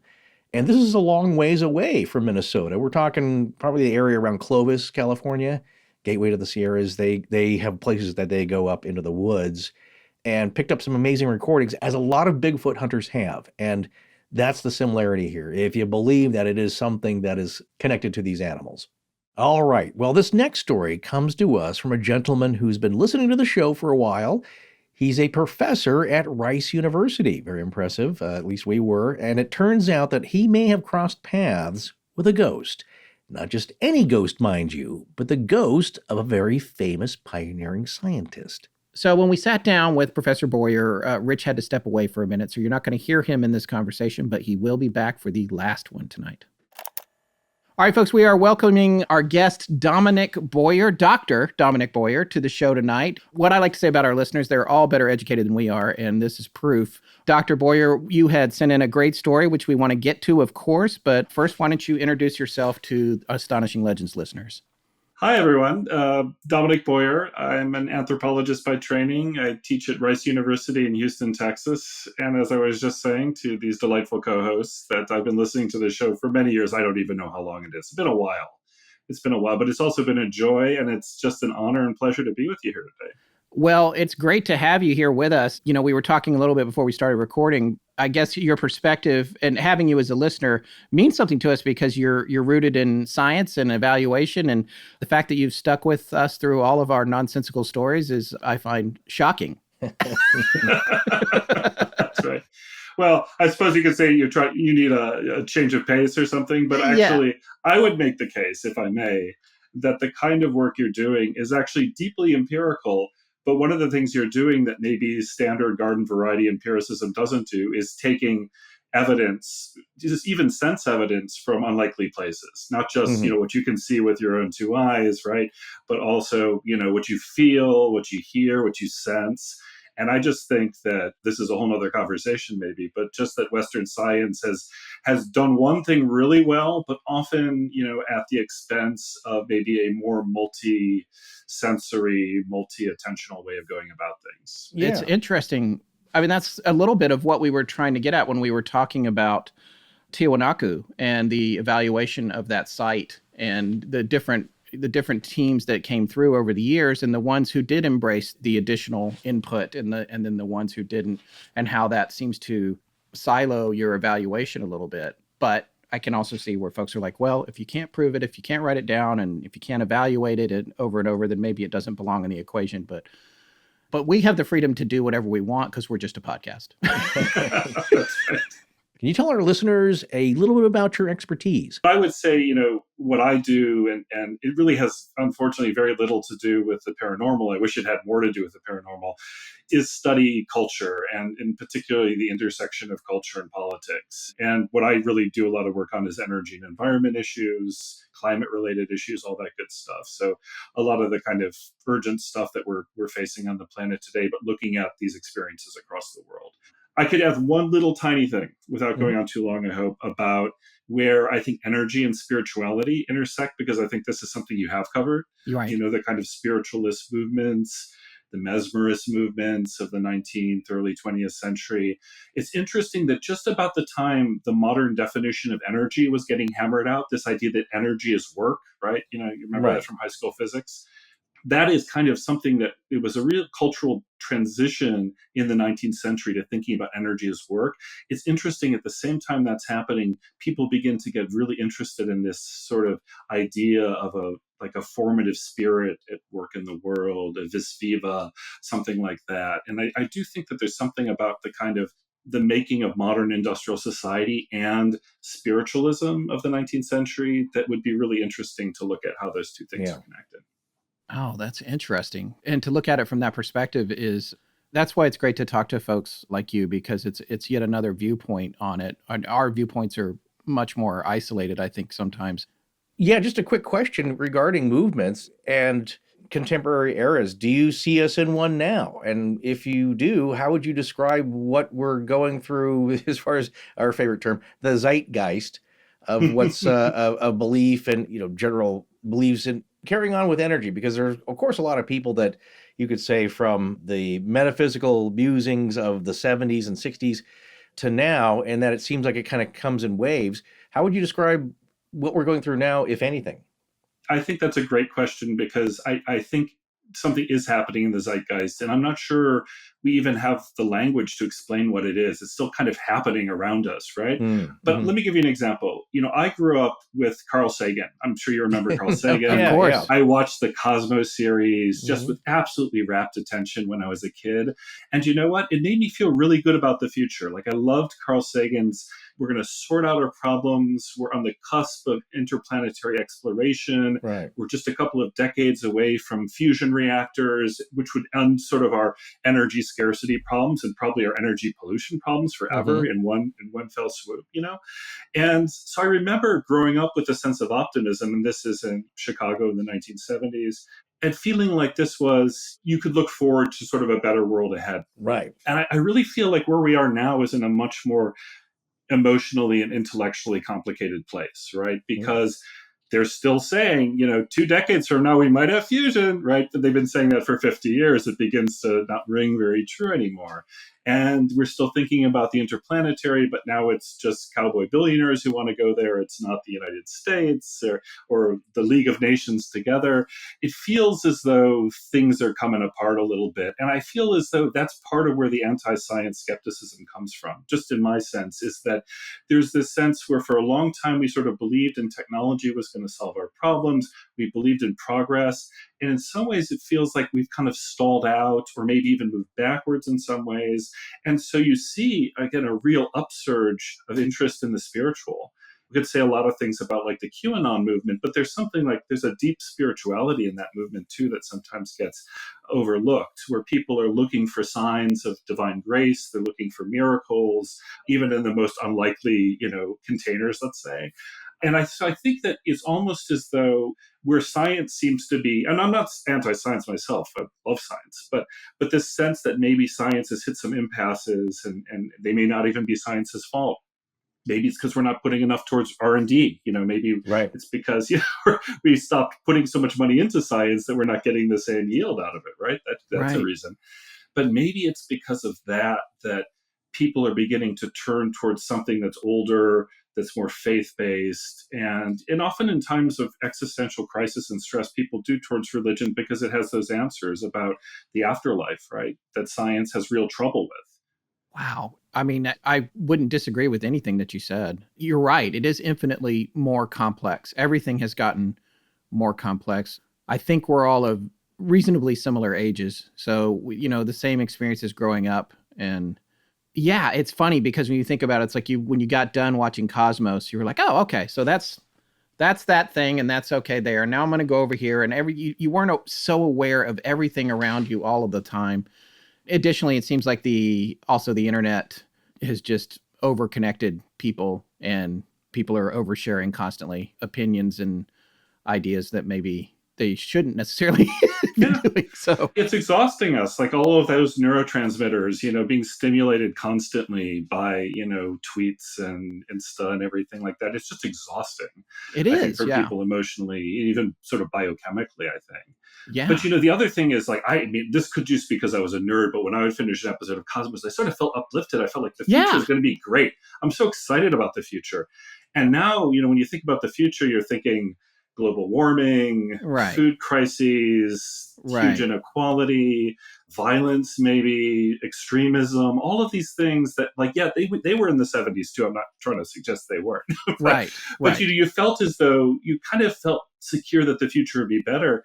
And Scott, I've got kids about your age too, and I worry. I spent a lot of time just worrying about stuff that I'm not sure my parents had to worry about in the same way. Yeah. When I was younger, my big fear was nuclear war with Russia. Yeah. Which weirdly is poking its head out of the shell again. So, well, let's talk a little bit about why we wanted to have you on for tonight's show. You sent in a great story. I was wondering if you would be ready to share that story with our listeners. I am ready. And I think, setting up nuclear war, unfortunately, is exactly the right pivot to this story. Right. That's the segue. So, punchline first, I saw Enrico Fermi's ghost when I was 2 years old, as a matter of fact. Wow. Okay. Let's start with, for folks that don't know who Fermi was. Okay. So, Enrico Fermi is part of a group of legendary physicists who were active in the middle of the 20th century. Fermi won the Nobel Prize for Physics in 1938. He emigrated just a few months later to the United States, escaping sort of rising extremism in Italy, which was his native country, to come to the United States, where very quickly thereafter he was enrolled in the project to build the first atomic bomb. I'm not an expert on Fermi. I know a little bit about him. I think he's got a fascinating life story, and if you want to dig into it more, maybe we can try to do that. But what he won the Nobel Prize for was figuring out that if you shoot neutrons at uranium, you can get the uranium to break apart and do nuclear fission. So releasing energy that way, producing new kinds of elements in some cases. It was a breakthrough science, a scientific advance of the mid-1930s that very quickly, because of the geopolitical circumstances of the time, very quickly people wanted to weaponize, which is the tragedy of it. But also, and I don't know if there's room to put this in the show notes, if anybody wants to track down this marvelous little Harper's article from 1940 by a guy named John O'Neill called Enter Atomic Power, he lays out this, again, the sort of cornucopian future where we have all the energy we could possibly want from atomic fission, and thinking about all the ways in which that could make the world a better place. So we have the sort of desire to kind of create a weapon, but also the idea of creating a kind of utopia with atomic energy. And that's part of it, which is a little hard to reconstruct, because, those of us who grew up in the Cold War know that fear like in our skin, right? We know how frightened we were. And that amazing movie, which may be, I think, one of the greatest, most impactful pieces of Hollywood, I guess cinema, I would say in this case, The Day After. Do you remember that? Oh, yes. Yeah, absolutely. So again, this could be a whole detour right here. That was watched by, I don't know how many million, but millions and millions of people watched that, including Ronald Reagan. And they said it moved him so much watching this imagination of what happened if there was a hot war, that he actually changed his policies as a result. So, if anyone who says Hollywood can't change the world, watch The Day After. I actually hadn't thought about that film in a while. Yeah, it's a good one. It holds up. It's frightening. It's really frightening. It's a really frightening film. Yeah. Anyhow, Fermi comes to the United States as a kind of already celebrated world-class physicist. He joins with other expat physicists because as Europe gets more and more difficult, especially for Jewish scholars to work in, more and more emigres are coming to the United States. And suddenly the US has some of the best physics talent in the world assembled here. The fear was apparently, and this again, there's probably more to say about, the fear was the Nazis would make the bomb first. And as soon as it became clear that this fission was possible, there were some, again, pretty terrific scientists like Werner Heisenberg who stayed in Germany despite his colleagues saying, please come to the United States. We don't want to let this regime get the bomb. And they said, no, we're patriotic. We're going to stay. So there was a real fear in 1939, 1940, 1941, this race to be the first country to create the atomic bomb. And Fermi was right in the middle of that, set up at the University of Chicago. He's the one who's leading the team as part of the Manhattan Project, which I suspect that's something you guys have probably talked about, but I don't know. Do we need to? No, but we did cover it. Actually, we talked about Fermi, of course, in the Fermi Paradox episode. And also, I believe when it came to the Nazi Bell and some of the physicists that were mentioned in that. But specifically, what we loved in the Fermi paradox is the paradox or irony of Fermi saying that at all. It's just, well, if there are UFOs out there, where are they coming from? Like, wouldn't it be it's too far away? How would that make sense? And basically thinking the idea was kind of ridiculous, but he was saying it while he was at White Sands National Laboratory, or maybe Sandia. I can't remember which exactly the place, but they were a bunch of physicists sitting around a picnic table having lunch. And the reason they were talking about that is because of all the strange, you could say, UAPs or UFOs flying around in the skies that were such a buzz that people were commenting on them. So he says, well, all right, let's look at this. If they are coming from other planets, what's the likelihood? How long would it take them to get here, even at the speed of light, compared to how far away the other planets are? Does that make sense? We've talked about it a few times here. Also, the other weird place is in our Resurrection Mary series, because it talks about Archer Avenue. Chicago Pile #1. That was the world's first nuclear reactor. Yep. Not too far from all the strangeness, which I'm sure has inspired Stranger Things, about Hawkins and a small part of Illinois that's, yes, it's near Chicago, but also there's a lot of paranormal activity, and the Archer Triangle and the Argo cornstarch factory, and just all these elements of weirdness, but it's all right there. You can get it all, plus some great food, some good Chicago deep dish. My mother, who's going to be a character in this story coming up, grew up very near Archer Avenue. So I don't know if that's part of it. Now we have to factor this all into there you Archer go. Avenue syndrome. Everything's connected. But the whole Chicago area is, very rich in a lot of history, especially with Fermi, and in that respect, a lot going on with the University of Chicago. Or if you want to take it to sci-fi lengths, HAL in 2001, I think, coming out of Urbana, Illinois, and the AI labs there. So yeah, it's all very interesting, and there's a lot of good background for this. But at this time, though, you're just a child. Oh, I'm not even on the scene. So let's come back around. 2 years old. So when I encounter what we have to assume based on other sightings of this entity is that the ghost of Enrico Fermi, we're flashing ahead to 1972. Okay. Fermi has settled after the war in Chicago in a house on University Avenue on the south side in a neighborhood called Hyde Park, where I grew up. For those of you who don't know Chicago, it's near the Museum of Science and Industry. It's near the University of Chicago. It's where the Obamas live, close to there. The story is my parents, poor folk, honestly, rich in dreams and education maybe, but from pretty poor working class families in Chicago, in graduate school, where even the poor seem poorer somehow. I mean, there's no end to the misery. They get an offer from one of my father's professors to house sit his house for the summer. Now, this house is Fermi's house. It's the house that Fermi died in. And so he died in 1954 from stomach cancer after what seems like a fairly rapid decline at the end. I think they probably caught the malignancy late, and then he passed away shortly thereafter. He was only 53 years old. So my parents move in.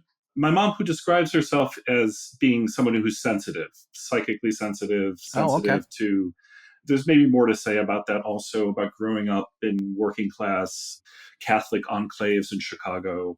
Her family is Polish and Lithuanian. And these are families where, again, I don't know how much this is the experience of anybody else, but the dead stay with the families in various ways. They appear frequently. It's not uncommon to say, we saw Uncle Stan. Maybe we better go pray for him in church, right? There's obviously something going on there. So this idea that the dead stay with the living, it's not only part of Catholicism, but I think it is part of Catholicism, and it's probably part of this story too, an openness to that kind of phenomenon of having the dead coexisting with the living. She gets a very strong negative vibe from this house the moment she walks in. She's not happy being there. She finds certain parts of the house much creepier and unsettling than others. And she says the only place she feels okay in the house is in the kitchen. And she theorizes that this is because the current resident had formica'd it to oblivion. It covered every surface with formica, which perhaps, and again, you would be so you're experts in this more than I am, will formica, in some ways protect you from ethereal energies? I don't know, but maybe you can tell me. Could be the chemicals in it. Who knows? We're talking about strange Dow chemicals and weird chemistry going on around the area. One never knows, but there may be a rule about it. Yes. So she really can't stand the house, is particularly unsettled by the second floor where the bedrooms are, which of course is inconvenient because you have to sleep. You have to put your baby, because I was a baby, down for naps and things like that. She only feels okay in the kitchen and in the backyard of this house. And the incident that became the story that I wanted to share, because in my life as an anthropologist, I've encountered a lot of people with their stories about the paranormal, but this is the one that's the closest to me, even though sadly, because of my age, I have to hear other people tell me about what I said and did. So she puts me down for a nap on the second floor and then retreats. I'm napping upstairs. She retreats downstairs to the kitchen where she feels better until I call for her. She comes back up again and is getting me settled out of bed. And I start pointing over her shoulder and I go, "There's Papa, there's Papa, there's Papa," and just saying that over and over again. And this chill runs down her spine, knowing that Papa is at the university and there's nobody else in the house. But I'm quite insistent that there's a Papa figure just standing right behind her. Sweeps me up in her arms, runs downstairs, and then spends like the rest of the time until the actual Papa shows up, just like looking nervously from doorway to doorway. And that's the core of the story, which is, again, by your podcast standards, just a very humble story. I mean, this is so much less, I'm sorry to say, than the average fare your listeners would get. But it's true, it's authentic.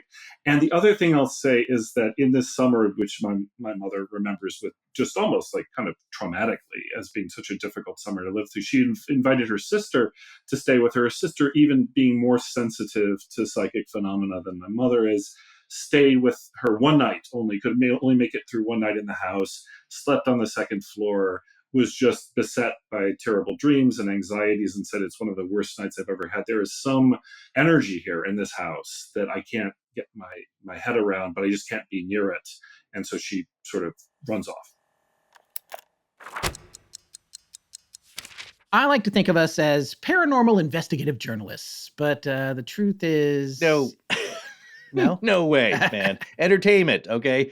You're going to save us a lot of problems here. Okay. We are an entertainment podcast. Yeah. I guess I was having delusions of grandeur. A lot of you folks out there listening have podcasts of your own. They could be paranormal like ours, comedy, true crime, underwater basket weaving, whatever. Underwater what? Basket weaving. The point is, if you have a podcast like that, then you need a website. And if you want a great website, you've got to go to Squarespace. The bottom line is, in the audio world, an entertainment podcast has to grab you by the ears and be different in a sea of competition to succeed.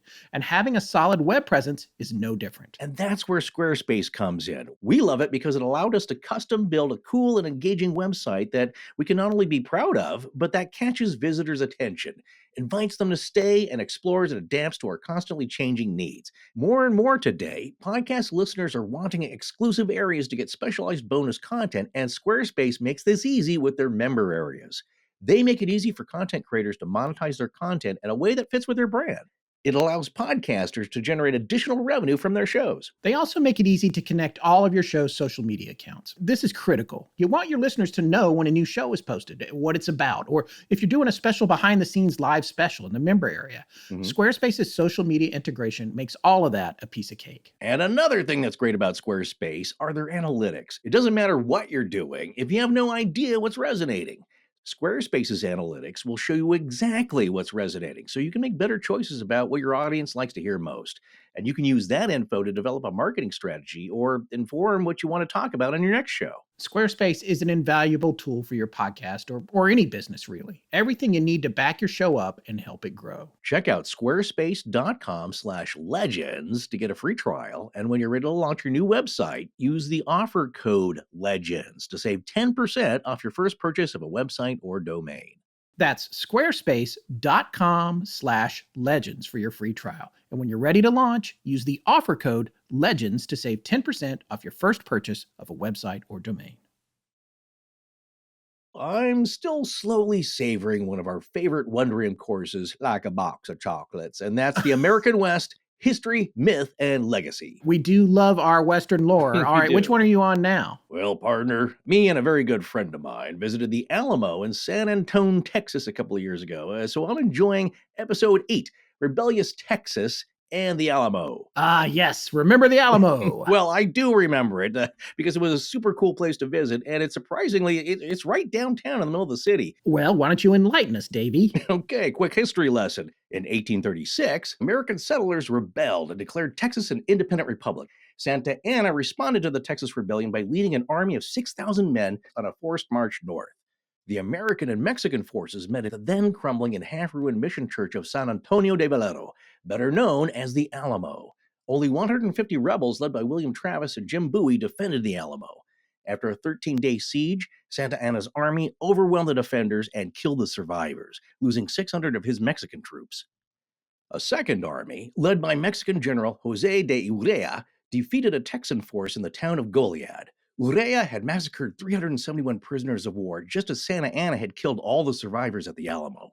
After a tactical months-long retreat by Houston's force of 800 men, they finally turned and fought on April 21st, 1836, surprising Santa Anna's force of 1,500. After only about 18 to 30 minutes of fighting, the Texans defeated the Mexicans and rallied by remembering the cruelty of Santa Anna and Urrea with their battle cry, "Remember the Alamo." Wow. Don't mess with Texas. Wondrium is offering our listeners a free trial plus 20% off the annual plan. But to get this offer, you need to visit our special URL, wondrium.com/legends. Again, that's wondrium.com/legends. Sign up today. This is Brandon Adams from Durham, North Carolina. Thank you for listening to Astonishing Legends. Let's get back to the show. Before we go on, I'm sure others are wondering, how do you know, or why is it felt that it was the spirit or ghost of Enrico Fermi? A very good question, Forrest. And it only emerges later. My mother never saw this entity. She felt it very strongly. Okay. I asked her, did it feel malevolent? And she thought about it for a minute and said, well, maybe not malevolent, but very strong. And so I don't know. Like, at what point is a strong, I mean, you've had these reactions in yourself. At what point are you feeling the strength of something paranormal or a sort of sense of malintent? I don't know. Right. Maybe we can think about that. So they get out of that house that summer. Interestingly, the people who end up buying the house later on are anthropology professors at the University of Chicago, where I'm doing my graduate school. So there's this whole very sad little, very small world you're beginning to see in my life. And they have their graduate students over to sit their house in the summer too. So this pattern repeats itself, right? Maybe it says something about professors at the University of Chicago. I'll leave that up to others to judge. Okay. So this is where, when I'm an adult now, talking to the people who are house sitting, this is when I begin to hear about the appearances, because the appearances are always the same. They're, again, a feeling of being watched, a feeling of being observed, not necessarily with malintent, but with a deep emotional sense, often a sense of sadness. And often when people are on doing something else, they'll turn and they'll see the entity for a second watching them. And the thing that's striking about the entity, and I think, Forrest, you raised a really good question. There probably were people who lived in this house before Fermi. It's not guaranteed that it's his ghost. The ghost is always described as a man of about Fermi's height, wearing a three-piece suit. And if you look, sort of around on the internet and look for pictures of Fermi, you see he's often wearing a woolen three-piece suit. So again, as far as I know, no real effort to talk, no moved objects, just the sense of being watched. And the thing that resonated for my mom is when one of her friends said, can you imagine a spirit that might be more tortured than Enrico Fermi's? Here's the guy who brought the bomb into the world. That's got to come with some kind of mixed feelings, right? Yeah. And however we think about what an entity like this might be up to in the situation, there certainly is a case to be made. You might have some kind of restless, or again, in the Catholic tradition, a kind of purgatorial situation of being trapped, in between where you should be wanting to go and where you've been. That's a fascinating angle. I mean, Oppenheimer saying, I have become death, and the guilt. But then again, the burden in that, if we didn't do it, certainly the Nazis were getting close to it a lot more than I think a lot of people want to admit. It was going to happen. This horror was going to be unleashed upon the world, but do you want your name stamped on that? and the guilt that may be keeping him behind, but also as the nature of the entity or spirit being observant, watchful, measuring perhaps, and maybe fits with a scientist. Yeah. But there's something, and again, there's something there that I like that clarification that it's maybe not malevolent, but it's heavy. Mm-hmm. And so you would have to maybe talk to people who knew him about his personality. Well, was he a serious guy? There's some people that you meet, as you know, I wouldn't say intimidating, and well, some are, but you meet them and it's like, well, that dude is heavy. Intense. Yeah, they're intense. And why not have that type of energy, speaking of, transfer to the next world? But also, yeah, that's interesting in that if it was him, maybe there is something here that he's hanging around for. Well, that's my question, in terms of types of hauntings and spirits that people see. Do you feel like this was, or does your family feel like this was more of an echo or, leftovers, the venerated, as Forrest always says, the stone tape theory, that sort of left behind thing, as opposed to a, if you can classify these things at all, crisis apparition, which honestly, to come down with stomach cancer suddenly at a relatively young age and be gone, that probably wasn't too much of a, can you just imagine all the things that he was planning to do with his career and his future, and to be robbed of that at a relatively young age? Was there a sense that it was interactive, or more like a, some stamp from the past, you think? Putting together all of the sightings that I'm aware of, and again, I'm gathering together the ones from my family and also from my friends, so we're talking about several sightings, often with the same characteristics. And I love the fact that you've got this language, because this is what I love about your show, is you've got a language to talk about these things that are very difficult to talk about, right? The stone tape, whatever. I'm learning this from you. This is where I'm learning this. The way I put it to my mom, because I tried to formulate this in a way that she would get it. And I said, is it more like the footprint that was left behind, or is it the active feet that are walking around? And she thought about that too. And she said, it felt to her like it was the feet. It felt to her like it was a presence. It was an intentional presence. And I think the later sightings or encounters that I've heard about are all in the sense of a curiosity or a sadness, or perhaps a certain voyeurism, even of just liking to watch the young and the living at their life. And maybe that's where some of the sadness is. Because I think, Scott, to your point, yes, this is where maybe personality comes in. And I don't know whether there's something to say about this.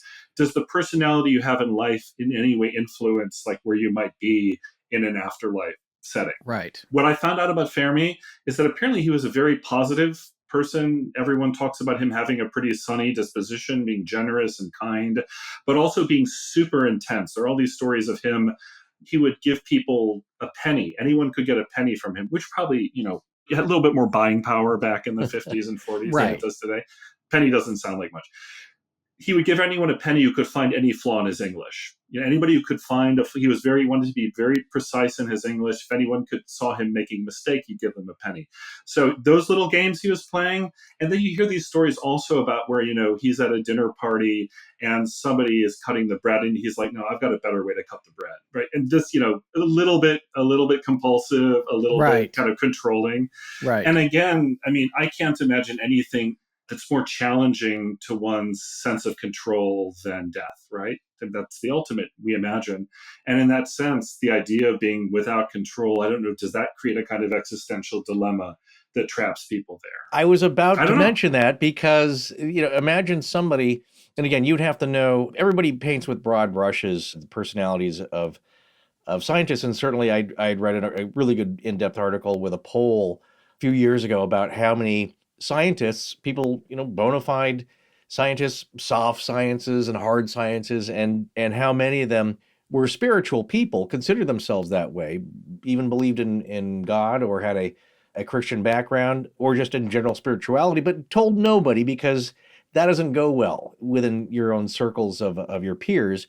So they kept it to themselves, and it was a surprisingly large number when you poll them blindly. But I don't know about Fermi's perspective, but you could say if he's kind of poo-pooing the ideas of UFOs, or just saying well, that's just people's imagination. Imagine once you die, then it's whoa, I'm on the other side. What is going on? What am I wrong about? And again, having to give himself a spiritual penny, because maybe if he didn't think there was an afterlife, it's wow, I was wrong about what's going on here. I can't figure this out. And then that existential crisis is trapping him. I really like that, Forrest, because they have these descriptions of why he was so good in wartime. Mm-hmm. Is because he was able to just focus in on the problem at hand and solve it on the spot. He didn't put it off till later. He didn't need to think about things. He was incredible at solving problems in real time. And that's part of like what allowed him to be as successful in the context of the Manhattan Project as it was. Wow. And just like you're saying, what if you're in the middle of a riddle you can't solve, where all of your scientific training probably doesn't add up to like maybe the compass you need to navigate this particular He's situation. trying to figure out how to get back. Yeah. Think about it in the context of Interstellar, which we bring up too many times, but just that towards the end of that, when he's coexisting in a different time or dimension, really, but at the same time, maybe it's like that meme with John Travolta where he's like looking around. He's like, wait, where am I now? Yeah. So here, let me ask you this. So were you only in the house for a summer? That's it. Just a summer. Later then, over time, because it was part of the sort of anthropology community at Chicago, I was back in there many times for parties and events. But, again, when there's a lot of people in a house, I don't think you get these kinds of encounters typically. It tends to be quiet on your own, at least the kinds of spirits I'm thinking of, because I know other contexts where there'll be sort of a resident house spirit where the family that comes in sort of has to come, again, this is, a detour, but it's a sort of similar case elsewhere in Hyde Park, where a family moved into a house about the same age. These houses were built in the late 19th, early 20th century. The spirit of presumably of the owner who had built the house still lived in the house. And when they first moved into the house, my friend's mom, who again was willing to think about these things and take them seriously, said she felt often as though there was someone following her around the house, up and down the stairs. And she felt like the presence sort of growing closer and closer until she sort of had to shout at the air and said, yes, we live here now. We're taking good care of your beautiful house. Right. Please leave us alone. And that was it. That was kind of whatever little bit of interdimensional work that had to be accomplished there was accomplished. And then they weren't troubled by it anymore. So I wonder if that's sort of a similar situation here. And I don't know for a fact, because I don't know who lives in the house now, whether this is ongoing. That begs the question, though, did Fermi have the house built for him, or did he purchase it from a previous owner? Was he just a renter? What was his connection to that building, if you know? So he was not the first owner. It's impossible because the house, I think, was built in the first decade of the 20th century. And so he would have been just a few years old then. So it had a life. And again, whenever there's a life, you can begin to say, well, maybe there's an entity, but that doesn't mean it's Enrico Fermi. I think, well, it's a good story for one thing. But also, I think the visual evidence, the visual experiences of people do seem to suggest that there is a match between what we know of how Fermi dressed and presented himself and how the entity is presenting itself here too. So that suggests to me that, there's probably an better than even odds chance that it is connected to him. Plus he died in the house. And as far as we know, that's the only person we know to have died in the house. One thing we were going to talk about before was the idea of a kind of a guilty conscience here. Yes. And so I wanted to look into that a little bit. And there was a relatively recent biography of Fermi by a man named David Schwartz, which is called, I think, something like The Last Man to Know Everything or something like that. And it says that it sort of asks this question directly, and I'll just quote from this interview because I just copied it for our conversation. What impact did his role in nuclear weapons have on his inner life? He never spoke about it. He never wrote about it. We don't know what he thought about it. But after 1951, he never again worked for the government. That's shortly after the Soviets proved themselves capable of having a bomb, just when the Cold War that we all became so terrified of in later years began to sort of really get going. And Fermi, I think, probably had some, at least, concerns about how this energy would be used. And his widow then became very active in what was called the Atoms for Peace movement in the later 1950s under Eisenhower and other people who were really trying to pivot from the sort of military applications of nuclear energy towards domestic applications. And those are the days when people were thinking, maybe our trains will be nuclear powered. We got them in the subs, why not our airplanes? Why not our cars? Why not our toaster ovens? Like, go back to the 1950s and look at some of the things people thought they were going to put nuclear reactors in, and it's kind of hilarious. Right. But I have to imagine that Fermi, as a person of conscience, which he was, and sort of feeling like he had to participate in the making of the bomb to stave off the even worse scenario that the Nazis got the bomb, in which case, right. Even worse, more dystopian scenario. probably still felt at the end of the day like he had unleashed something. And imagine the response. I mean, I don't know. Like, imagine you were somehow personally responsible for unleashing the most terrifying weapon the world had ever done. I mean, they should cover this in the Marvel films, don't you think? They should, like, have the people coming the conscience and saying, how did I do this? That was my earlier point, is that, yes, maybe somebody else was going to figure it out. I can't remember the physicist that was a contemporary of Einstein, but he was the one who wrote the letter saying, like, hey, you better pay attention to this, to Roosevelt. And the only reason that that letter was taken seriously is because of Einstein insisting that, hey, this guy's got his finger on the pulse over here in Germany, and you can stick your head in the sand, but if you don't do anything, they're going to come up with this. And then it got serious. So, but in Fermi's case, like I was saying, that's all well and good, but do you have to be the guy? Do you have to be the person who is part of that? Much like, Robert Oppenheimer, I think, suffered terrible guilt for that, because at some point it's not your thing anymore. It's just out there. It's just this beast out there in the world, and the beast could be used for good if you're responsible for it in some cases, and others say, no way, there's no aspect of this which is good. Yeah, and as we found, like, even the good aspects of nuclear energy come sometimes with very high costs. Sure. That are unexpected and just have to do with the massive amounts of energy that are being managed in these situations. Right. We've said on the show before, a house that's purported to be haunted will not have activity for some residents and increased activity for others, it seems. It depends also if you're paying attention. Right. So interestingly, some of the people who lived in the house later, these professors that I mentioned, apparently were not willing to talk about this entity. It's not clear whether that meant they didn't acknowledge it, but they weren't willing to say they believed in it. And so the students who really did, sort of believe in their experiences and share them often felt like, they were again being put in this sort of like fabulous camp of, what an imagination you have, Right. Yeah, right. Everybody's afraid of that, unless you're a parapsychologist, and then you might be allowed to study that. But then I've seen a lot of interdisciplinary side eye, you could say, or just like those guys. That also comes, we were talking about trends and waves. It's something that Russell Targ, the physicist, said, is that it used to be the parapsychologist studying ghosts and consciousness and existing outside of your own head. And now the physicists have taken over the study of psi. And now consciousness studies is a huge hot topic, where before it'd be kind of scoffed at.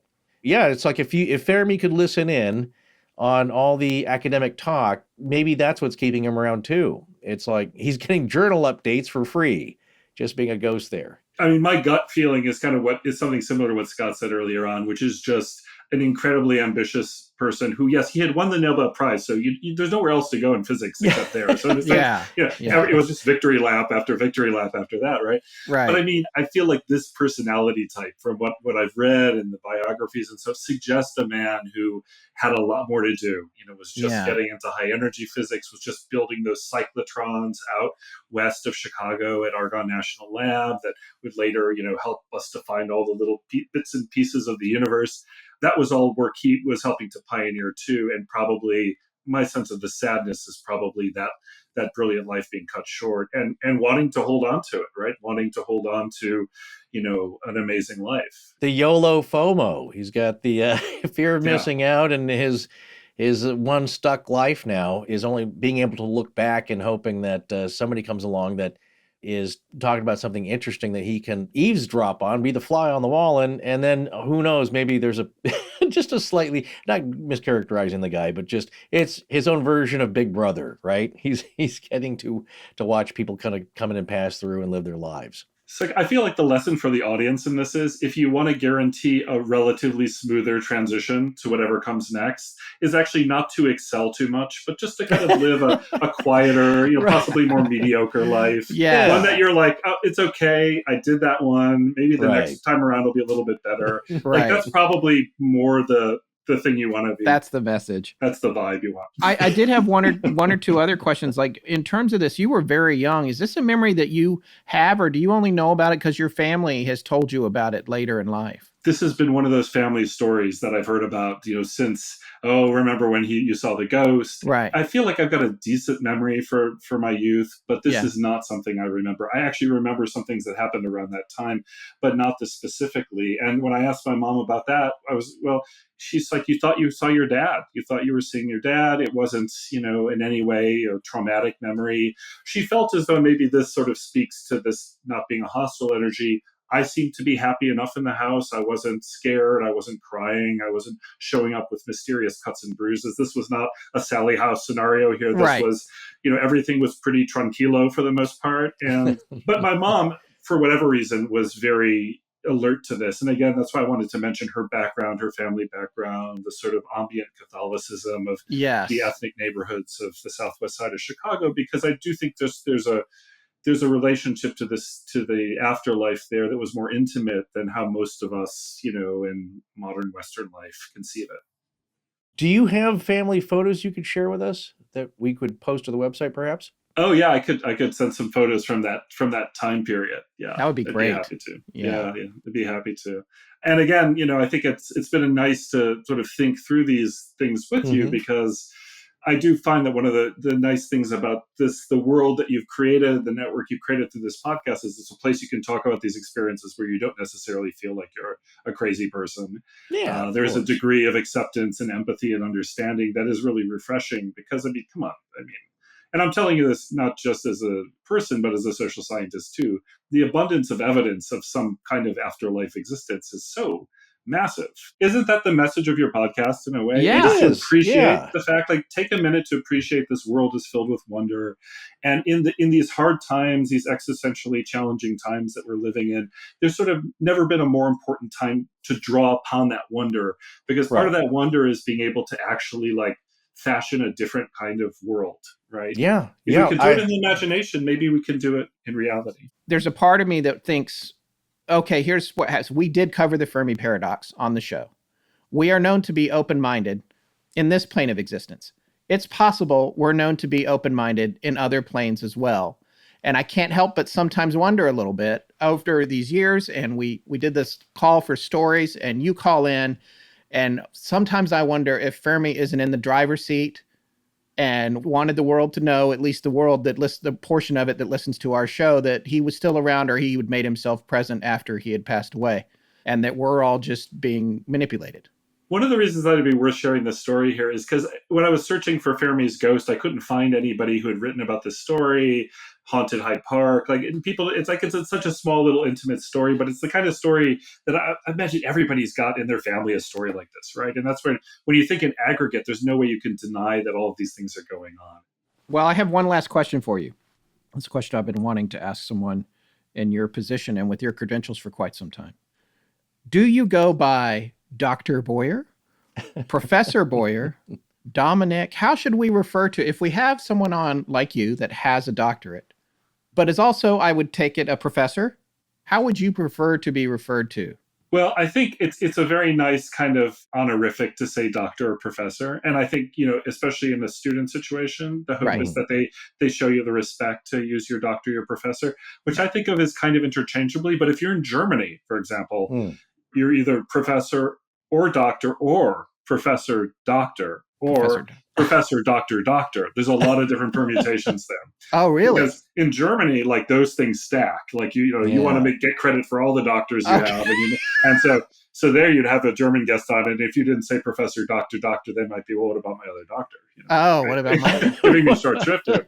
But for me, especially with you two gentlemen, I think we're on a first name basis now. I hope so. Okay, of course. I hope you'll think of me as a friend you could come back in touch with if there's any questions that come up you think an anthropologist might be able to shed some light on. Absolutely. Thank you so much, and thanks for taking the time to come on, and thanks for sending your story in. Please tell Enrico Fermi that we're glad to have him on as well. Okay. Oh, by the way, you said you had a podcast. Are you still producing? Yes. Yeah, we brought it back. So this is for those on this in the audience who might be interested in environmental issues, energy issues, energy, media, culture issues. We have a podcast called Cultures of Energy, where we bring together scientists, activists, writers, like Jeff Vandermeer, for example, of Annihilation, as well as Gail Simmons from the Bravo show. Top Chef, right? From Top Chef. Top Chef, yes. Not so long ago, too. Yeah. Anyway, we have all sorts of people coming and talking about environmental issues. And the tone of it is we try to keep it, there's like details and stuff, but we try to keep it a little bit light and conversational too, because part of it is, if you doing environmental work these days, it's a pretty glum space and a pretty anxious space. And so as you've heard from my attitude is like, if you don't bring some joy into the world, there isn't a future that's worth living anyway. So, joy is one of the forms that justice can take and the future can take. So we strive to leaven the heavier conversations with a little bit of silliness. So. Okay, Fantastic. so Cultures of Energy, wherever Cultures you get of your Energy, you can podcasts. find it on iTunes, Stitcher, all of the usual platforms. All right, excellent. Well, Dr. Professor Dominic Boyer. You missed a couple of professors. That's all right. You put the PhD at the end, so right. Thank you again for joining us. Thank you. It's been a great pleasure. So to me, man, a lot of this story does feel a lot like Interstellar. I mean, listen, what happens when you stop thinking of ghosts as ghosts? When you discard the way that we perceive them in our society and how we think about ghosts, what if there's something more to them than just being a spooky memento mori? I think, as we've always said, people like to be very reductionist here. It's like, it's just one thing. A ghost is just Casper. It's just this or that. As a kid, that's what you're told, right? And all spirits are ghosts or whatever, or all ghosts people see are past people. And now I've come to believe that it could be a multitude of things that we see when we see that. It could be an echo. It could be something actually pretty mundane that is just that released trapped energy that you're seeing of people and places. And actually, that was a little bit of the idea of the chronovisor, because I was adding that to the website page for Mel's Hole. I had to remind myself every once in a while, and it's just a fun little thing, and you read it, and it's like, that's what it's picking up on, that energy, that trapped electromagnetic energy of an event with the images and maybe the trapped audio and this and that. And instead of just going by and you having to experience it as it's being released into the current atmosphere here, here's a device that's able to tune that in. Now, that all might be a bunch of baloney. It probably is. But here, when you see somebody pop up that is recognizable, somebody who lived in the house, somebody who's famous, and again, that's what a lot of ghost hunters like to say, and a lot of skeptics will like to say. It's like, well, that person never lived here. That person didn't die in the house, so it can't be them. And so, therefore, that story is baloney, right? It can't be a ghost. Nobody died here. Well, that's that reductive thinking. Yeah. These are the rules that we've set on it. And I don't think there are any templates or things you can lay over. It could be a ton of different things. What I like about this, though, is I don't know if it's cruel or not, but it's the idea of somebody, again, I don't know his mind. He may have been a very spiritual person, Fermi, and we don't know much about, or at least we didn't come across much about his personal spiritual beliefs, if there were any. But I like the idea of somebody just being surprised. Like Dr. Stephen Hawking. I would love it if he just like, oh, a ghost? What? No, I don't believe in this stuff. That's silly. I told everybody there's nothing after you die. You just are a moldering in the ground, and that's it. And that's what I went out on. And it turns out I have to admit I'm wrong. Right. I don't know if it's Schadenfreude, whatever it is. It's just that, well, it's a pleasant surprise. Guess what? You're not a moldering in the ground. You have an existence somewhere else. And you don't have to put up with the baloney and the physical problems that you did here on Earth. So enjoy yourself, sir. And just keep staring at people taking baths and going to the bathroom. I can't remember what there was a psychic that told me once about that, or us. I think somewhere I came across that. I think it was Rebecca Fearing that you're talking about. Or maybe it was just saying on the other side, they just don't care about that. They don't care what you're doing in the bedroom alone or with other people or pooping, or like that's not even. There's no cross section. I would tend to agree with that, in that you look at the pattern set here in life. I certainly don't care to see anybody doing all that. When you're walking your dogs, do you care to see them pooping? No. And they don't care. They're like, hey, I got to do... try to give them a little modicum of privacy. Yeah, I'll turn away for a moment. Yeah, you don't want just staring at them, because there are some creepy people in life who would like to see that. Now, I don't know where they are now, or I feel like this conversation has taken a turn, but... Oh, it's all taken a turn to the worst. It's gone too far. Yeah, well, this is my point, though, is that if this really is Fermi, and who knows if it is or not, there seems to be some something there that's some kind of energy. Well, we don't really talk about celebrity ghosts that much. And certainly we have it on the show here, just not come up. So here's one, and I like that it's one of the most brilliant scientific minds of our time. The Chicago Pile one that we mentioned, by the way, and I can't remember if we elucidated this, but it was the world's first artificial nuclear reactor, and he created that. He invented that. Yeah. So all the nuclear power, the nuclear powered submarines and warships and the bombs, all that stuff all came from his work. And when you think about that, and you think about how driven he was, and the fact that he died kind of young, and then how controlling he was, I know the best way to slice the bread. He gave a penny to anyone that said his English was flawed. Right. All that control and that drive. And I love just Professor Boyer, Dr. Boyer, friend, as a young 2-year-old, just being like, Papa, Papa, Papa. It's like, wow. And that's Enrico Fermi. And that's in the house that he died in. And he did die in it. And you're right. We can't say, oh, these rules don't matter in this, but they do matter in that one. But it does tie together. But here's the irony of that. Like I said, when we came across this with Bathsheba Sherman, and it's like, well, it can't be her. She didn't die in the house.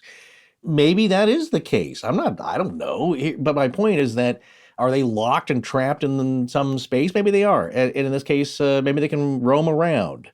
Right. Now there's a joke meme. It's that a good friend of ours said, and it's a ghost haunting this guy in the bathroom. He's like, stop that. You're a ghost. You can go anywhere. And then the next cartoon panel is them on a cruise. Right. But again, the angle on this story that I like is what you just mentioned, is that here's a guy who was very much in control of his existence and his intellect and all this. And now he doesn't know what's going on. And maybe that's why he's just looking around, and it seems like an eternity for us. But for him, it could be 5 minutes. Like, whoa, what just happened? Where am I? Right.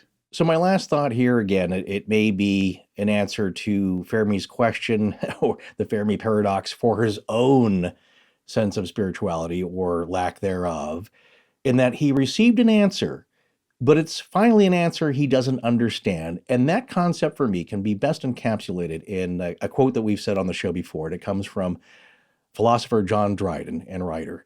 Death in itself is nothing, but we fear. To be, we know not what, we know not where. Yeah, that's a good one. So our last story of the evening does share a little common ground with the first one, in that there's a similar implied idea, and we have thoughts on that. But first, let's listen to Tom Delaney's story. All right, folks, we would like to welcome Tom Delaney to the show. Tom, you'll see here Mr. Richard Haddam, who's just finishing up some sushi. And say hello, Rich. Hello, Tom. Great to meet you. Great to meet you, Rich. Then we have, of course, Forrest Burgess in the Ancient Library, and me with the fake brick wall behind me. Why don't you tell us a little bit about yourself? And you were telling us off the air you've been listening to the show for a few years? Yep, for 3 years. I've been listening to the show. It basically happened. My wife went into work telling them about my experience that I'm going to tell you about. It was during the time that you were broadcasting the Patterson-Gimlin film, and the woman that worked with my wife said, "Oh, he has to listen to Astonishing Legends." So that's about when I started listening to you. So great. It all came about from this episode that I'm going to tell you about. Wow. Tell our listeners a little bit about your background. What do you do? Okay, so I'm in IT. I work for Corteva. That's an offshoot of the Dow-DuPont merger. There's 3 companies, Dow, DuPont, and Corteva. Corteva's the agricultural offshoot of that merger. I'm an avid hunter, fisherman. I go turkey hunting every year. I go deer hunting every year, and I go fishing all the time. So, okay. So I'm often in the woods. Yeah. Is basically what I would say. So let's hear your story. Just to start it off, so I never had any great fear or any even thoughts of anything paranormal. Like what I listen to on your show now, nothing really. I kind of believe in ghosts. I always have, and I like when you have your Ouija board episodes, I can't really listen to those because they kind of scare me too much. So they're so creepy. I do believe in that kind of stuff a little bit. But for the things like that people see in the woods, like Sasquatch, and to me, that was like the Loch Ness Monster. I kind of hoped that it existed, but I didn't have any real grand thoughts. I many times walked many miles back in the woods all by myself with no fear, And nothing ever happened. I was, it was fine, So I've had two experiences. One was 10 to 15 years ago, and one was 4 years ago. I went back and looked at the date stamp on the picture that I took, that I sent you. Yes. It was from 4 years ago. It was 2018. It was May of 2018. You want to start chronologically? Would that be? Yeah, let's do that. We can start chronologically. So I went deer hunting by myself up in central PA. For me, that was a 3.5 hour drive. And I started in the morning, got there at noon, probably got out in the woods somewhere around 2. In this walk that I was going to walk, I was hunting a 6 mile by 10 mile area. So 60 square miles, no houses. There's game trails and there's game fields for 60 square miles. But this one area, you parked at a down area, at like a big parking area down at the bottom, and you just walked a straight walk on a game trail, basically. It's 10 foot across. And you walked it for a couple miles into the woods, and it came to a game field. So I thought, by myself, that's as safe as I'm going to get. I'm not going to get lost. That's what I was worried about. That's why I hunted this area. So I walked a couple miles, 2.5 miles up this straight road. It was up a mountain, so the whole way it was up. And I get to the game field, and I walk about halfway down the edge of the game field, kick in 20 yards, and that's where I hunted. And basically, I hunted until dark. Now, in Pennsylvania, you're only allowed to hunt until sunset. But in Delaware, you can hunt until a half an hour after sunset. So I hunted probably longer than I should have. And it was completely dark when I got down. It was very dark. I didn't get a deer. I saw a couple deer. I saw a turkey. I saw some game, but I didn't get anything. I don't know what I was ever thinking, like what I was going to do if I got something way up there, because I was young and stupid. I just did it. I don't know what I was thinking, but I would never do it again. Right. So I get down. I had a portable tree stand, put it on my back. I had a bow that I had in my left hand. I'm looking like the hurdy-gurdy man walking out of the woods. And I come down the edge of the field, and I hit the trail. So if you think about it in your mind's eye, you have this game field and this trail coming down, and then that corner is all woods, is all woods, that corner that I'm about ready to hit. And I was no more than 2 or 3 feet away from this corner, where what seemed to me was a deer that just exploded from this corner. It was only 2 or 3 feet away from me. I almost had never been as close to a deer that exploded. I've seen deers, run away in the woods. Yeah. And that's what I thought this was. And it just crashed through the woods down the edge of this field, the other edge, not the edge I hunted. It just maybe for 60 or 70 yards, it just crashed through the woods. I thought, wow, that was a big deer. So I sort of stood there until it stopped running. And then I just continued down this trail. And it wasn't very long. It was 20 or 30 seconds where I noticed I could hear it coming back. It was like it wasn't crashing back at me, but it was walking and breaking branches now and then coming back towards me. I said, that deer's coming back, right? And I wasn't that alarmed. I just thought it was a deer. Again, if back then the thought of Sasquatch or Bigfoot or anything paranormal never ever came into my head. That just didn't come into my head back then. So I'm walking along, and this thing settles in about 30 yards behind me and about 15 yards off the trail I'm walking on. He's kind of to my left and behind me. And I think it's a deer. And so I stop, and it stops. And I'm sure you've probably heard this story many times, right? Because now that it's happened, I've heard it many times of other people this happened to. So I start walking, it start walking. I'm thinking, dear, can you just please run away? Like you're making me a little nervous, right? So it start walking, I'd start walking, I'd stop, it would stop. This went on for about a mile. I had about 2 miles to go from that field to get down to my car. I'm right on a road. So during that first mile, I recognized that this thing did not have 4 legs. So you can hear the cadence in your mind's eye. You can hear, step, step, step, step, or you actually see it in your mind's eye, this thing walking. And I said, that thing doesn't have 4 legs. I said, it must be a deer that had one of its legs shot off, is what my mind never went away from it being a deer. Right. Until a little bit later, because when I was about halfway, and this thing took 3 distinct kind of slow steps, just 1, 2, 3, just like that. And it went from being 30 yards back to being 15 yards back. And he's, again, still 15 yards in the woods. And I said out loud, I said, nope, that's too close. And I turned around and I walked back 15 yards. So now I should be 15 yards away from him in the woods, me on the road. And I didn't use it up until that point, but I had a mini mag flashlight. And I turned it on, like thinking, hey, deer, now I got you. I'm going to see the deer and I'm going to run him off. That's what I thought I was going to do. I turned it on. I looked for 4 minutes. Yeah, I looked at every twig, every leaf, nothing. Then I said, I took 2 or 3 steps away from it, and I turned around real quick and ran back to try to scare it. Nothing. And I did that 2 more times. And nothing moved, and I didn't see anything. And I thought, well, if it was a deer aren't smart enough to shut their eyes. Right. And neither are like bear. Bear never came into my head anyway. I always thought it was a deer for some reason. But then I said, well, I couldn't find it. I couldn't make it move. So then I just turned around and started walking. But I know I had more anxiety over it because I had a buck knife in my fanny pack, and I took the buck knife out. I held it in my right hand open, and I had the bow in my left hand, and I put the mini mag in my mouth. I never shut the light off. And then we played this stop and go cat and mouse game pretty much for the rest of the way down the hill. And every now and then I would take the mini mag out of my mouth and I would say, you think you're sneaking up? I would talk to this thing. I said, I can hear you walking back there. You're not. And I was doing it to calm my own nerve. And I was calling it a dumbass as well. I said, you dumbass, you think you're sneaking up on me, but I can hear you back there.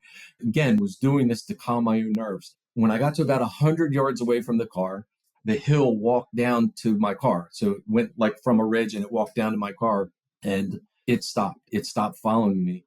So I walked down to the car. I opened up the back of the car. I threw everything in the car as fast as I could. And usually I'm very meticulous with taking my clothes off and putting them in a scent-free bag. And I threw everything in the back of the car. I jumped in the front, locked the door, and I said, I'm going to live. I never let myself get scared until I was actually sitting in the front of the car. So there was a cell phone in my car, and it was a flip cell phone, flip top or whatever they call it. Mm-hmm. And I called my brother-in-law. I told him this whole story, and he said, oh, it was probably a bear. And I said, well, a bear, I would see its eyes shining, same as a deer. He said, maybe it was a mountain lion. I said, I would see a mountain lion's eyes shining. And it never occurred to me what it was. It never, for years, I told this story around like campfires when people were telling scary stories. You know, like I would tell, like I had a strange thing happen to me and I would tell this story. Never, ever, ever thinking like Sasquatch or anything. And then I went hunting with a friend of mine who's a Native American. He's a card-carrying Native American. He's from the Lumbee tribe, which again ties into you guys because you had that series with the Lost Colony. That's right. Which they're the Lumbee tribe that are down there. He's in that tribe. Yeah. And he's a card-carrying member. And he started talking to me once about like Sasquatch. And I said, yeah, I don't really believe. I mean, I believe they could be out there. I don't think they're everywhere out there. And he said, I want you to listen to this Sasquatch Chronicles. Well, I started listening to that. And it doesn't take long before my same story happens time and time again. I said, oh my gosh, it was probably, I don't know if it was a Bigfoot. I don't know what was following me. I never saw it. But I know that same story that I just told happens many times in like that Sasquatch Chronicles. And another thing, so I, of course, got all the books and all the stuff I could get on this kind of phenomenon. And one of the things I got was a Missing 411 book by Pilates. And one of the kids that goes missing in Pennsylvania, in central PA, he basically went missing from where my car was parked. Wow. I mean, that was pretty strange too, you know? So, but it was in the early 1900s that he went missing, like 1914. Oh yeah. Okay. Wow. Right. So that's kind of the first story. Okay. That happened. And I never really thought for years and years and years until almost recently did I think relive that story. I always told it. I never forgot it. Now I think that something, I don't know, weird followed me out. Again, didn't see it. So now fast forward to 4 years ago, I have watched or listened to Sasquatch Chronicles. I have researched a lot of stuff because I started believing what had happened earlier before. So I'm going into this second situation with a little bit more knowledge of the paranormal. Okay. So we were hunting in this in central PA. That's just really like a few miles, like 5-6 miles away from where this first thing happened. It was very hot this week, and we were not hearing any birds gobble whatsoever. So we thought, well, maybe they're down in deep ravines. Like, we had never really hunted down there. Maybe that's where they are during hot times. Why don't we find the deepest ravine we can and go down? So we found on, Google Maps, the deepest ravine that's very close to us. It was right in central PA. This ravine is not quite a mile, but it's very close to a mile straight down.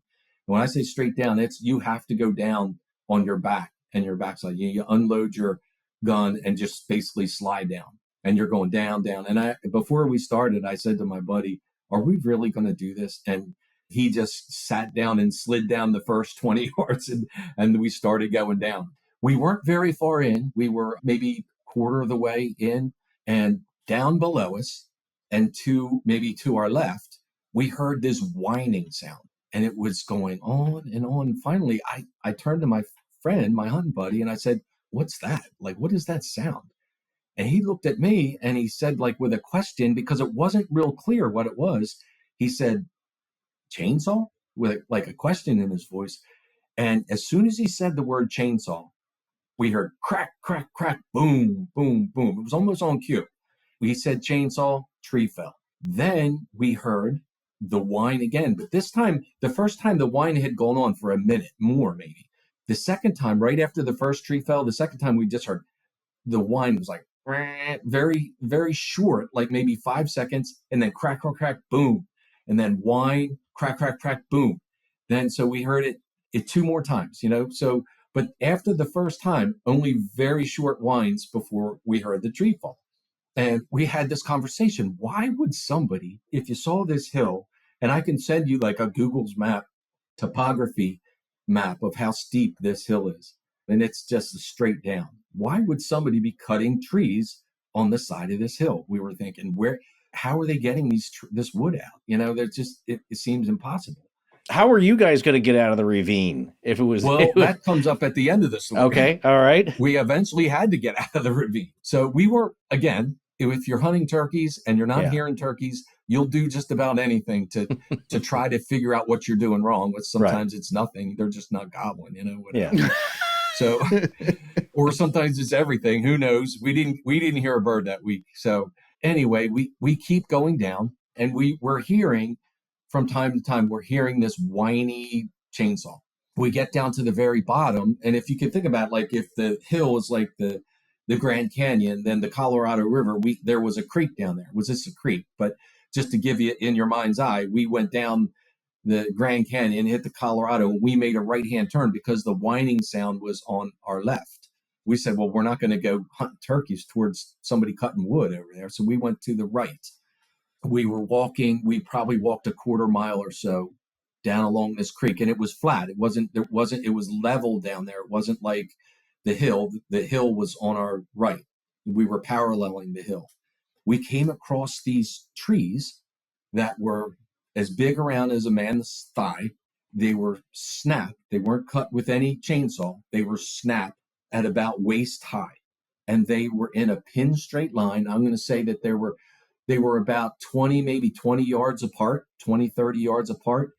And they were in a pin straight line, walking on the flat area, and then to where the hill started, you could see 2 or 3 of them, and then they sort of disappeared into the hill, because it was so thick, you couldn't see them anymore. But they were 30 yards apart, and I'm looking at them thinking, what could have done that? And I never said a word, but my buddy stopped and he said, "Look at those trees. That's the weirdest thing I ever saw." And I said, "What do you think did that?" And I said, "I don't know, maybe a tornado." And he said, "Yeah, but why?" The weird thing about these trees, right? So that there were no other trees around them that were knocked over. It was just these trees. They weren't knocked over. They were snapped, and there was no top anywhere around. You couldn't see a top like bent over. It was just a column of trees snapped, and then no top, and in a pin straight line walking up the hill, and maybe you could see 10 of them snapped like that. I don't think any living animal could do that, not even an elephant. So what you're saying is something took the top, most of the top half of the tree with all the branches and just walked off with it or just disappeared it? So that's a guess. I mean, I have no clue. We sat there and looked at this and he said, maybe it's wind shear. And I said, well, what is wind shear? Like, I have no clue what wind shear is. And he says, I think that's when it comes in like a saw almost, whereas a tornado comes down. Right. I said, well, maybe, but why didn't it cut off any other trees, like in between these trees? So I'll even tell you, so later on in the story, I call up the state and I tell them everything that happened. And he had an idea about these trees. That comes later. Unfortunately, the worst thing about the whole day is I didn't take any pictures of these trees. And I wish I did, because to me, those trees were almost the strangest thing that we saw. I mean, you saw those nests, but if you pick the net or put the nest and the trees, it's like something is strange in these woods, right? So it was about 11 o'clock. You're allowed to hunt till noon in Pennsylvania. And my friend said, let's start hunting up the hill now, so that when noon comes, we won't be all the way down here and have to go up the hill at noon. So that's what we did. And so how we got up the hill, with 1 foot, we would dig a step and then have to step on a 45 and step and dig a step here. So we weren't really hunting, actually. We were just digging steps on a 45 and then zigzagging on 45s to get up this hill. And what we would do was we'd be exhausted almost instantly. We would go to the nearest tree that we could find and sort of rest on the high side of the tree and then zigzag up to the nearest tree. Sometimes it was in the same direction. Sometimes it was this way, but that's how we were doing it. About every 20 yards, we would rest. He and I were walking parallel like this. And he was above me, but behind me. I was in front of him going up the hill, and he was behind me. And I'm going to say we were about halfway up the hill, and I see above me, because again, it's like we're on a wall, so you can't see that far above you or below you. You'd have to be there to understand. But I'm looking above me, and I see what looks like like a boulder. I see what looks like an opening, and I think in my mind that looks like it could be a cave there, a cave mouth, right? But I didn't say anything because I was completely exhausted. I couldn't walk over to this whatever. I didn't want to explore it. I was just too exhausted. I knew he was also exhausted. It was very warm that day, by the way. It was like at that point 80, maybe 85 degrees, and we had dressed for chilly weather in the morning in the mountains, so we were probably overdressed. So we were exhausted. We had no water, like dummies. He now again is above me but behind me, and when he gets to that mouth of that cave, now he's actually standing in front of it because he was above me. And he says out loud, he says, "There's a cave here." And I said, "Is it big enough for a man to walk in?" And he said, "Yes." And I said, "Do you want to go in?" And he said, "No." And because the place that we were hunting is a place, it's off of a rattlesnake pike. And he said, "Maybe rattlesnakes in here. It's so warm today." I said, "Yeah, that's a good point. Like, we shouldn't go in." So we just kept walking, and then we zigzagged this way. We were about 40 or so yards. We weren't very far from the mouth of this cave, and we had zigzagged above it. And right at the mouth of the cave, we hear crack, crack, crack, boom, and it shook the ground. We didn't see a tree fall, but we heard and felt a tree fall, which seemed like 40 yards away from us. It was very strange. I turned to my friend and I said, "That ever happened to you before?" And at this point, I was very on high alert for like the paranormal was happening to us. I don't think he was. As a matter of fact, I know pretty much he wasn't. We weren't talking about any of this. Like, I just said to him, "Did that ever happen to you before?" And he said, "No." That's a quote from Ghostbusters, right? This kind of thing ever happened to you? Really? Yeah. Where I got it from, I don't know. No. And he's just like, okay. We were so far down this. We were probably at that point, we were a half a mile. We had a half a mile to go. We were both exhausted. I remember he turned to me, he goes, "Whose stupid idea was this?" It had been mine. Right. And so we kept going, and we were maybe another quarter of the way up. So another like a quarter mile higher than when that happened. And all of a sudden he said, "I'm getting dizzy." He said, "I feel like my heart's fluttering." And he said, I'm getting dizzy. I need to sit down." And I looked at him and his eyes were fluttering. And I said, "Sit down now," because all I was thinking is I'm going to have to carry him out. Right. And he's a thin guy. He's in much better shape than I am. But he immediately sat down with his back to a tree. And in a second or two, his eyes were shut and he looked like he was asleep. And so I looked at my watch and it was 11:15 and I still had 15 minutes to hunt. And I walked above him. And as I walked above him, I heard crack, crack. But in my mind, at first I thought, well, that's a woodpecker. That's a weird woodpecker. It was below me. So if he was directly below me, this thing was below me and to my right. If I'm looking up the hill, it was kind of below me and to my right. And I hear crack, crack, and it's coming up the hill. The sound is coming up the hill in parallel. And then I hear crack, crack. I heard a third time. So this sequence happens about 6 times. And each time the noise is coming higher up the hill until it's directly parallel to me. And the noise is about 40 yards away. And I'm thinking, I should see this bird. I'm thinking it's a weird woodpecker is what I'm thinking. I know I've heard many times people hear the sound of, I don't know, like they call it like knocks. I think that's what it was. At the time, I just never had heard it before. So I thought it was like maybe a woodpecker, but it wasn't. And so it got parallel to me and it didn't do it anymore. So it did it like maybe 6 times coming up until it was parallel to me. And so I said, hey, I have my shotgun in my hand. I wasn't afraid. I was never really afraid. I had a buddy with me. It makes a big difference when somebody's with you. I said, I only have 15 minutes to go. I'm going to see if I can call a hen in or a gobbler in. So I took out my hen call. I have a diaphragm mouth call, and I yelped. I went, yelp, yelp, yelp, yelp. And I don't know if any of you hunt, but when you do a yelp turkey call, it's very soft. It's not anything that could ever throw an echo back. So I went, yelp, yelp, yelp, yelp. And over where the last knock came from, 40 yards over, I hear, shriek, shriek, shriek, shriek. And I said, well, it sounds like that bird mimicked me, right? So I waited, 5 minutes, I guess it was, because I only had 15 minutes. So I probably waited 5 minutes. And I went, yelp, yelp, yelp, yelp. And I hear, shriek, shriek, shriek, shriek. And I said, something is mimicking me. So now I said, okay, I'm going to wait like 2 minutes and 45 seconds. I'm going to put a time on it. And I'm going to call at 2 minutes and 45 seconds. So I wait the 2 minutes and 45 seconds and I say, this time I do a different cadence. I say, yelp, yelp, yelp, yelp, yelp, yelp. And it goes, shriek, shriek, shriek, shriek, shriek, shriek. I said, okay, something's over there mimicking me for sure, 100%. And then like 15 minutes was over. It was the end of the hunt. It was 12 o'clock. And my buddy opens his eyes and he says, I'm okay to get up and walk down. So we go the rest of the way. And towards the top of this ravine that we were in, we started hitting shelves. So it would be like you would go up and then you'd hit like a little shelf that was like maybe 20, 30 yards of level. And then you'd have to go up again.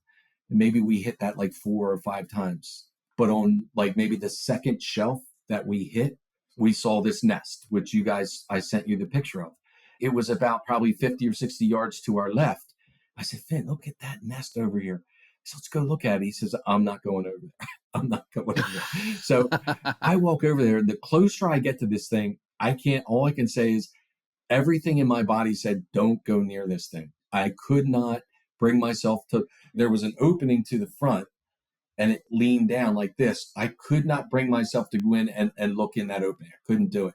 It was some kind of instinct or visceral. I just could not go bring myself to look in this thing. Like a buddy of mine, a different friend, he said to me, why wouldn't you go look in it? And I said, think of it like this. So at this point, this thing had knocked this tree down very close to us.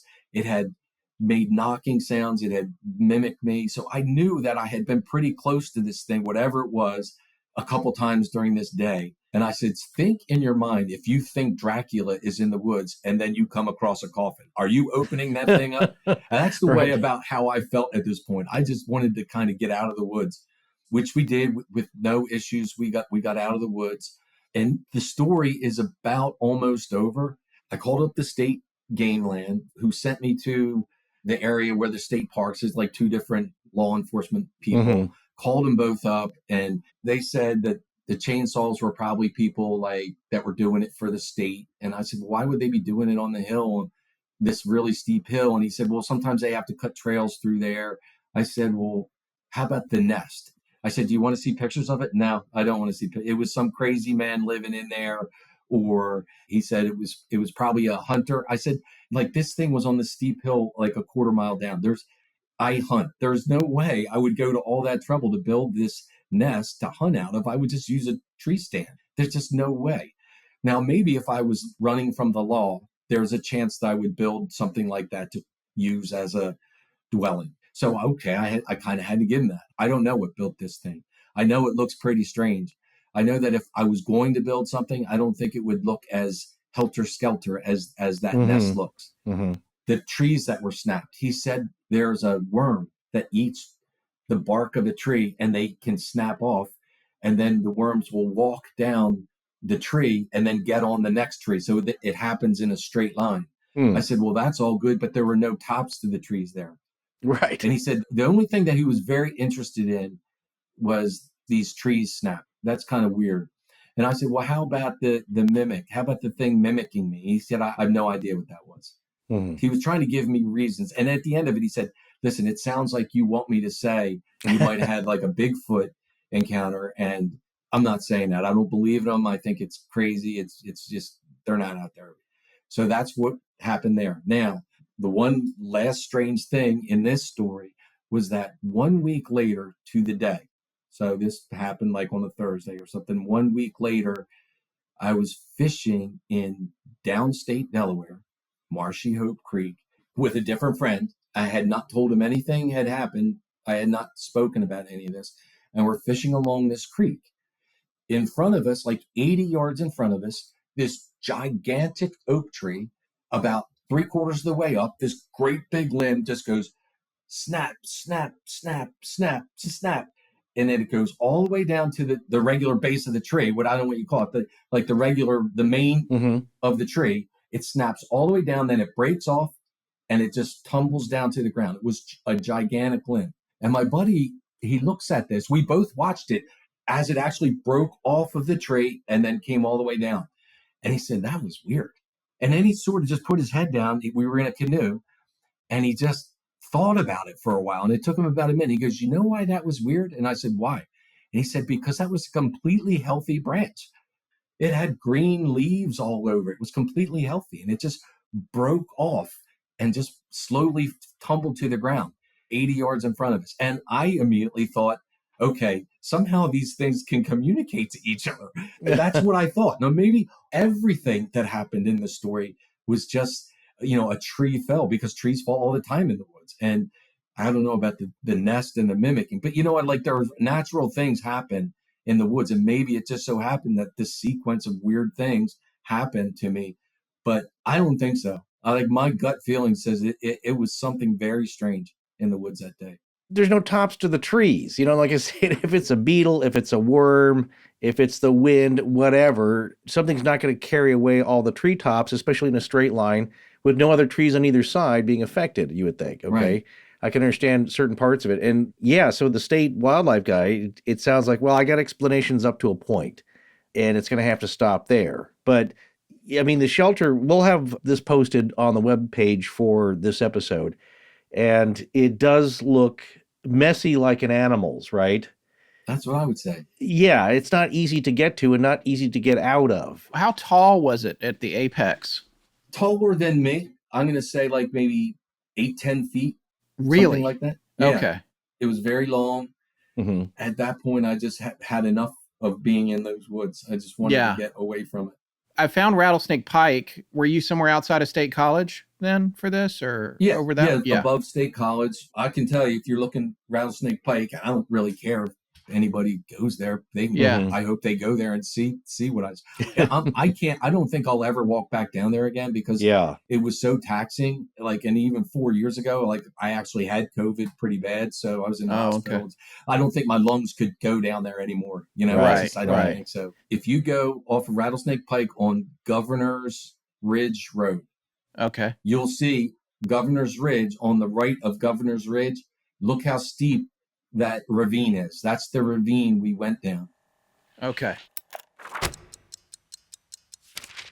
Tonight's episode of Astonishing Legends is brought to you by Simply Safe Home Security. Here at Astonishing Legends, we believe a home should be the safest place on earth for every family. And that's why we use and recommend Simply Safe.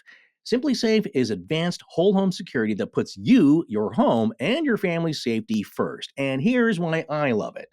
Now, I've mentioned this on the show before, but years ago, I had my apartment broken into while I was away on summer vacation.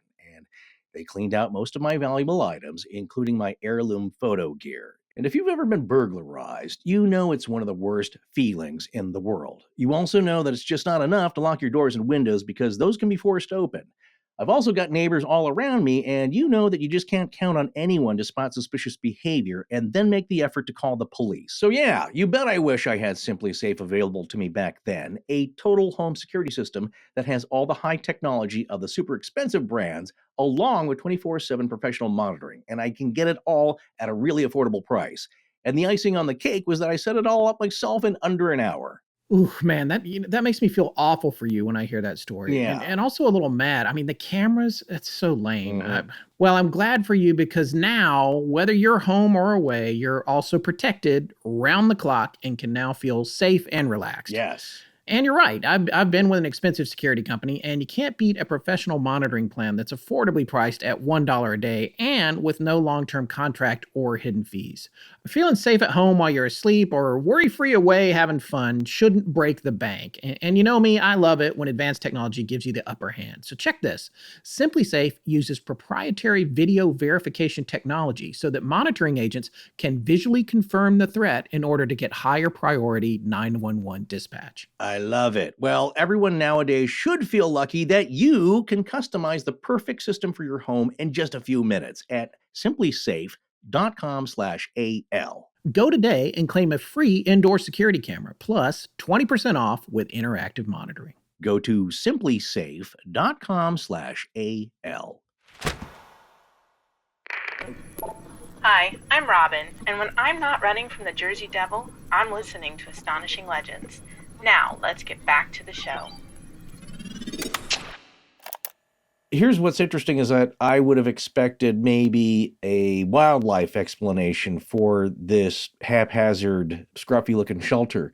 Like, oh, well, whatever the game is in the area there, could be, fish or cats, whatever the explanation is. Yeah, they'll do that, or it's a den type thing. Even maybe the guy could say bears. But the fact that of what it is, where it is, and that it's not a good place for a human, right? It doesn't make a whole lot of sense for a human to be just hiding out there when there are far more easier places, especially if you're just unhoused, if you're just kind of living in the woods like that. It would be more uniform. But he had no wildlife explanation, right? Well, no, and he never saw the nest. He didn't want. He Right, said, now, right. But one thing I can tell you, so I know for sure, just being around hunters and just being around people, if there's a human being in the area using an area, there is refuse. Almost right. There, I was about to say. There's a can of something. There is a paper somewhere, a wrapper of some kind. There was nothing there. Nothing at all. No, I was about to say, too, is that I've seen places where you could say people just got to hold up for a while. And usually it's not real deep in the woods, but you could say there's like a fire ring. There is some trace there. And again, it would just, at the very least, garbage, just a few pieces, like you said, wrappers or this and that. And there's nothing like that around there. It was curious, though, that when you first said it, that the guy didn't even want to look at the pictures. He truly in his heart thought I was wasting his time. Right. He basically was saying, you want me to say that there's Sasquatch, and I just am not going to do that because there aren't. Why would he? I mean, unless this was the 20th time he'd heard this story, why does he immediately just go, I'm not looking at your pictures. I'm not going to tell you it's Bigfoot. Yeah, I don't know. To me, I was kind of excited to tell him. I thought that people would be excited about this. And then I basically sent this to other Sasquatch podcasts and got nothing. I tried to get a hold of the BFRO. I got nothing. Yeah. I said, well, maybe they just get so many of these stories thrown at them that they just can't follow up on everything, is what I thought. And maybe this one, because I didn't see anything, right? I didn't physically see any animal. So I thought maybe that's what it was. Maybe unless I had physical proof, then nobody really wants to see anything or follow up on it. Well, I would say generally they want to collect any kind of data or just make a report. Like I said, even if you didn't see anything, because most people don't see something. They'll hear something. They'll see evidence, like I said, of something unusual with the tree. As we always say, I believe it was Survivor Man. He said, there's a top of a tree stuck straight into the ground. Like that doesn't happen naturally. Right. And this, Exactly. they would just want to collect this, but it didn't seem, and maybe they are getting too many reports, but. Again, just all the normal stuff. Like, are there other pictures that are like this? Has anyone ever photographed something that looks like this out in the woods? I don't know. Perhaps you haven't investigated it, but the reticence of people whose job it seems to be to listen or investigate, and the fact that you reached out to these organizations and they did nothing for you, and this forest ranger acting as if you're wasting his time. What else is he going to do? What was the demand on his time that day? I just think he's the guy that has all these people saying that they heard and saw things. Right. But isn't that the point, though? It's like when 20 people say something, shouldn't you listen more rather than, I'm not going to listen to the 100th person telling me that they saw this thing in this area. No, that's when you do listen. Why? What is this resistance? It drives me nuts. But Rich and Tom, listen to this. Tom, having read the Missing 411 book, and if you watch any of these kind of documentaries and clips on YouTube, there does seem to be, it's either at the very least, it's a hesitancy to want to pay attention to this or put this in kind of a database or draw any conclusions. Certainly, you said Paulides was told for us to make a database with just missing people, that's going to cost $14 million and we don't have the budget. We're not going to do it. If you want to do it, have at it. And then on the other hand, you have what I would say, like I said, I have a friend who is a fire captain. And so he knows a little bit about state government reporting.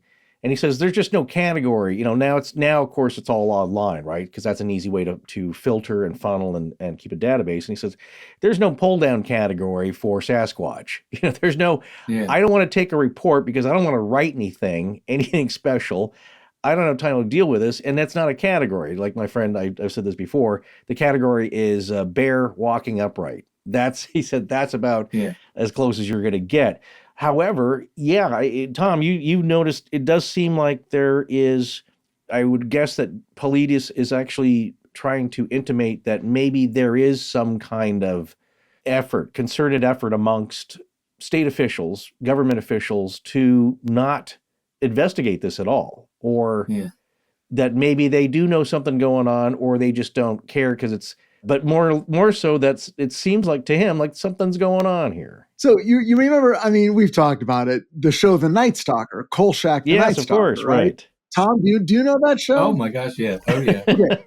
So the joke on that show, of course, anyone who watches it and knows anything about it is like, all right, Kolchak goes to Vincenzo once, talks about a vampire. Vincenzo says, shut up.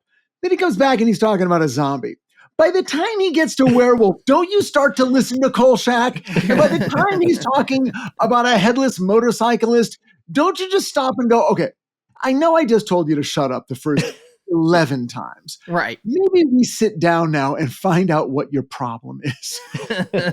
Or we look into it. It's so crazy. Yes. But Rich, the city council is having an announcement luncheon that he has to cover. It's very important. And that's their attitude, though. It's like, don't mess around with this stuff. We can't, there's no way to track or calculate it. My thing is that if you do believe in Paulides' work and others, is that when you do connect the dots, there is a disturbing pattern that they don't want to have to address. And ultimately, they're responsible for our safety. I don't know, illegal liability, maybe that's it. But if David Paulides went out and did the research, something tells me it didn't cost him $14 million. No, they just don't want to do it. That's the point. Yeah. So now I go back to my thing about, Tom, you're a hunter, you're out in the woods, you have a sense of what you expect to see, what feels normal, what doesn't feel normal. The tops of the trees didn't feel normal. You'd never seen that before, right? Yeah. Without even speaking to each other, we both were looking at these trees and saying, how could this possibly have happened? And then I forgot to tell you this. A week after, this happened, my friend and I spoke about it. We hadn't spoken, we went back home and we hadn't really spoken about it. I called him and I said, hey, we got to talk about this whole thing that happened, right? And so I went through what I thought happened from start to finish, what I just spoke. And then he said, I don't remember having this conversation about the trees snapping. I don't remember trees being, he had started the conversation. He remembered everything. He remembered the tree falling. He didn't remember the trees being snapped, but he started the whole conversation. He was the one that he sort of 3/4 of the way up the hill, he lost almost consciousness. Like he sort of had to shut his eyes and sit down. Some of his memory of the day, he didn't have. Oh, that's weird. Yeah, it was very strange. It was very strange. Did you listen to our first Devil's Den episode with Terry Lovelace?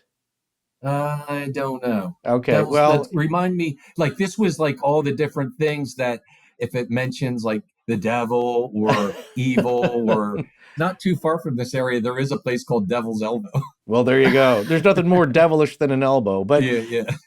You could be anywhere in America and within 10 miles, there's the devil. Exactly. Right. Because again, we take a story from someone we trust and we say like, okay, what are all the elements here? Again, trying to draw connect the dots and look at the patterns. And well, first of all, let me ask you this. What do you think it was? Do you think it was a large animal? Let's start there. Just maybe a bear. I think it was a physical animal. Mm-hmm. I think it was following us. I think that it was either really knocking down trees or it could mimic the sound of trees getting knocked down and maybe stamp on the ground, because we actually felt the ground shake at the one where it was in front of the cave. We didn't see a tree fall, so it's not clear to me that a tree actually fell. Right. It's clear to me that we heard a tree fall and we felt a tree fall. Yeah. So another thing, I do have little stories. So that was during spring. Like the following fall, or maybe even 2 falls later, it was pre-COVID, so it had to be the following fall. It had to be the next fall. This same guy, his name's Vint. He and 2 other guys were hunting. We were hunting grouse. Vint was, say, 0.0. 50 yards in the woods was the other guy. Then another 50 yards was me. Then another 50 yards further was my brother-in-law. So we were spread out like 150 yards. My brother-in-law starts wandering too far to the right, and he kind of gets lost. He starts yelling, because every now and then we're yelling to each other just to make sure we know where each other is. And he's getting further and further away. And I was like, oh, brother, he's getting lost. So I said, we need to go get him. We start walking to get him. And as we start walking towards him, my brother-in-law, I hear a rifle go off. Pow! And it was not a big deal because we were grouse hunting the first week of November. And I know that deer season in Pennsylvania starts the first Monday after Thanksgiving. So somebody in my mind, I thought somebody's out here sighting in their rifle. I was not worried in the slightest. So we go and get my brother-in-law, find him, bring him out, and we pair off. And Vint, the guy who was down in the ravine with me, comes over to me. And the other 2 are kind of walking shoulder to shoulder, 10, 15 yards away. They're not part of our conversation is what I'm trying to say. And Vint says, did you hear that rifle go off? And I said, yeah, I think it was probably somebody sighting his gun in. He goes, it wasn't a rifle. It was a tree snapping because it was on the other side of me. And I actually heard the crack, crack, crack, boom. I actually heard the tree fall, but it was like a more green, supple tree that whatever it was that snapped it. It sounded like a rifle to me. I was 100 yards away from it, and it sounded like a rifle going off. I was actually probably more than 100 yards because Vint was 100 yards away from me. So this was on the other side of him. So that's a weird thing too. It was a sound of a tree snapping. I'm going to tell you the two very short other stories. Okay. Mm-hmm. Okay. Same year, grouse hunting. My brother-in-law and I were on the road. The thing followed me out. And this guy, maybe college age guy, he was going to go down this road. And I said, better watch out. There's like Sasquatch down that road, right? And I was just joking with him. And he goes, why did you say that? And I said, well, I told him a very short synopsis of the story. And he said, okay, you're not going to believe this, but he said, last fall, I was putting out a game cam on this side of this mountain. So when I walked down that hill, down that road, there's another road parallel and then a valley in between. He was on this side. He said, I was putting in a game cam. It was completely hidden. There's you couldn't see that game cam. No, I don't think any human could. As I was putting this in, I heard a scream from the other side of this mountain. He said, I've never heard whatever it was that screamed. I've never heard anything so loud. And he said, I never heard it in the woods. I've been hunting my whole life. He was only college age, but he said, I've been hunting my whole life. I've never heard anything. So it's all in the same area. And he said the next week when he checked his game cam, it had been pulled off the tree. I said, well, how do you know, some hunter didn't do it? He said, no hunter found this thing. I promise you, no hunter found it. And he said, I filmed bear before. They snuff around the game cam, and usually they might bite at it, but this was pulled off of the tree. He said, I never thought anything of it. Like, this is the first I'm ever putting 2 and 2 together. So that was a little data point. It was the same area. He had a weird experience. The other weird experience I didn't really have, but I came across and put 2 and 2 together. So I actually have a video of this, which is also in the exact same area. It's all in the same area. I was walking in the woods. I was turkey hunting, and I came across a blind. So it was like a camouflage blind that 2 trees had fallen on. So I was there on Monday. Somebody was hunting out of that blind on Monday, the first Monday of the season, because I was very close to him and he was annoyed that I was close to him. So I walked the other way. I know somebody was in that blind on Monday. But something was weird about that blind, because the noise that was coming back at me was like a crow sound, but it didn't sound like, it sounded like somebody doing a crow call with his mouth, which typically turkey hunters do with a crow call. I have a crow call. So it disturbed me so much, and so much of this stuff has happened to me. I drove back up 3.5 hours by myself, walked a half mile in to this area where this crow call had come to me. And this is what I found. I found this blind, a brand new from that season blind, with a brand new like lawn chair. So the guy was sitting inside the blind with a lawn chair, but the lawn chair was outside of the blind. 2 trees had been knocked down on top of the blind. In the video, you'll say, basically, this is what I say. I say, I just came across this blind in the woods, and it looks pretty strange. And here's why I say, this one tree, it has fallen across this blind. But here's the strange thing. Look where the tree was snapped from. And I go about halfway up, about 10 feet up, the tree was snapped, not from the base, but from 10 feet up. And it fell right on top of this blind, which the guy had been hunting from on Monday, or maybe because this weird noise had come back to me, which made me drive back up. Now, on the other side, and I have a video of me just looking at this odd. On the other side of the blind, there's a tree that's about this big around, that's also snapped about shoulder high on me, but it wasn't broken all the way to fall on the blind, but it's on top of the blind. Nobody in their right mind would put a blind underneath a tree that was already snapped and leaning like this. Right. So this had all happened since the person who put this blind in, which was the beginning of the season, was Saturday. I was there on Monday, and I was there on the following Saturday. And I checked the area the following Saturday. And I'll send this video to you. It's very strange. I don't want to seem like, see now I'm hypersensitive to right. all this stuff, which is true. I am hypersensitive to it. Well, the odd thing with the 45-degree grade there, what I was getting about with Devil's Den is the fact that there's now I know you're both exhausted, but the sudden sleepiness, and maybe that's just dehydration, but also not remembering the same thing. That was pretty significant. Yeah. That's specifically odd. when he brought it up, he started the conversation. All the data points were hit in this story, like infrasound, is that what it's called? EMP? I don't know. Infrasound. Infrasound. Yeah. So I hear people talk about getting kind of woozy or dizzy and then talking about that. Well, he did get woozy and dizzy. Right. And like you said, we were very hot, we were very dehydrated, and we had come a long way. So maybe it was just him being dizzy, but maybe it wasn't. Yeah, it's just another odd element to the story, but you feel overall that these things are not, well, I guess the person that I think called the story together just made a note saying like, well, Tom, may not believe that it's actually quote unquote a Bigfoot, but it might be some other kind of cryptid beast or something. Something that I'm not sure if we got that right. Did you feel it was like authentic OG original Bigfoot type activity, or just in your gut feeling? Did you smell anything during any of this? No, we did not smell anything, neither one of us.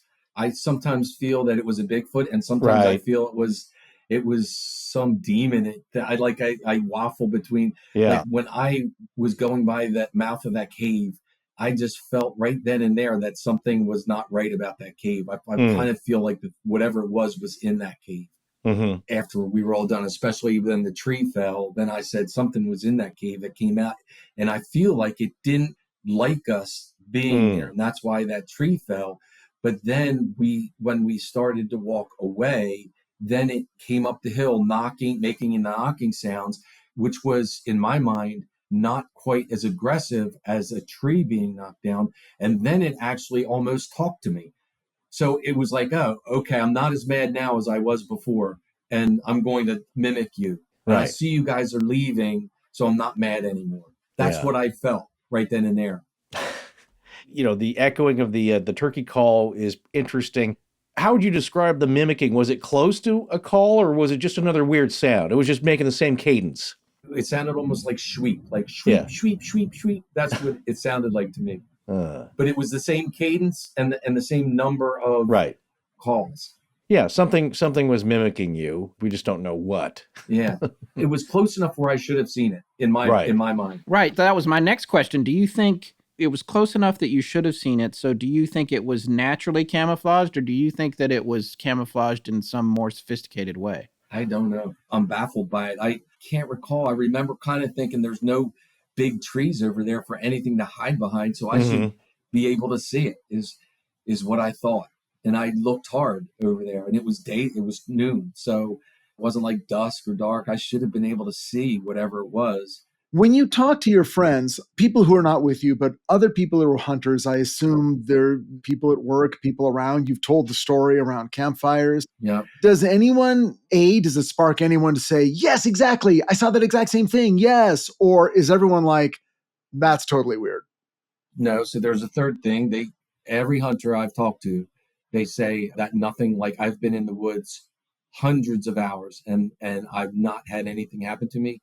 But they know who I am, and they know that I don't make things up. If I say this happened, it happened. I don't think they think I'm weird. For the most part, the hunters don't, because they know I tell them exactly what happened and what was going through my mind, and they put themselves right. They said, the one guy, he said, boy, I just wish that happened to me. And I said, maybe if you're with somebody, yes. But when that thing was following me by myself, that was very nerve-wracking. No one wants that to happen to them at night. No, I'm sorry. No. No. Well, that's interesting because, you could tell me probably some very prosaic details of a hunting trip. And to me, it would sound very exotic and strange. And it would be the first time I'd ever be hearing about it because I've never gone hunting. It's not part of my experience. What you're saying is you're talking to other people who have gone hunting many, many times, hundreds of hours, like you said, just like you. And even to them, this is strange. Now, for me, that's very valuable information. That's saying that it's not just a commonly explainable, easily explainable phenomenon. It is truly strange. Yeah.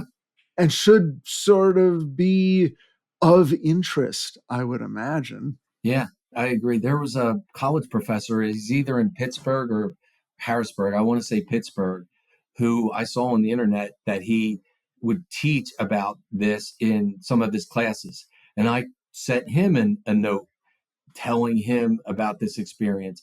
And he contacted me and said, I'd like to hear about, especially your buddy who became dizzy and had to sit down and everything. That was interesting to him.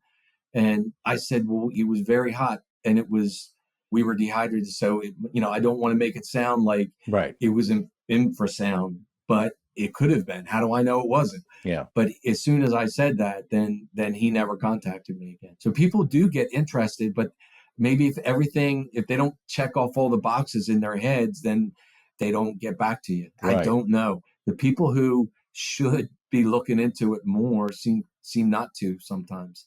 And it's kind of funny because it's not like a ghost. It's not like a UFO. The trees are there. They were there the day you saw them. They'd be there the next day if someone came back with a ladder and a camera and some equipment and decided to actually look at the area at which it had been broken, photograph it, examine it. Anyone can look at this stuff. It's physical. It exists. Why not check it out and figure it out? Those trees probably are still there, I would think. I mean, that was only 4 years ago.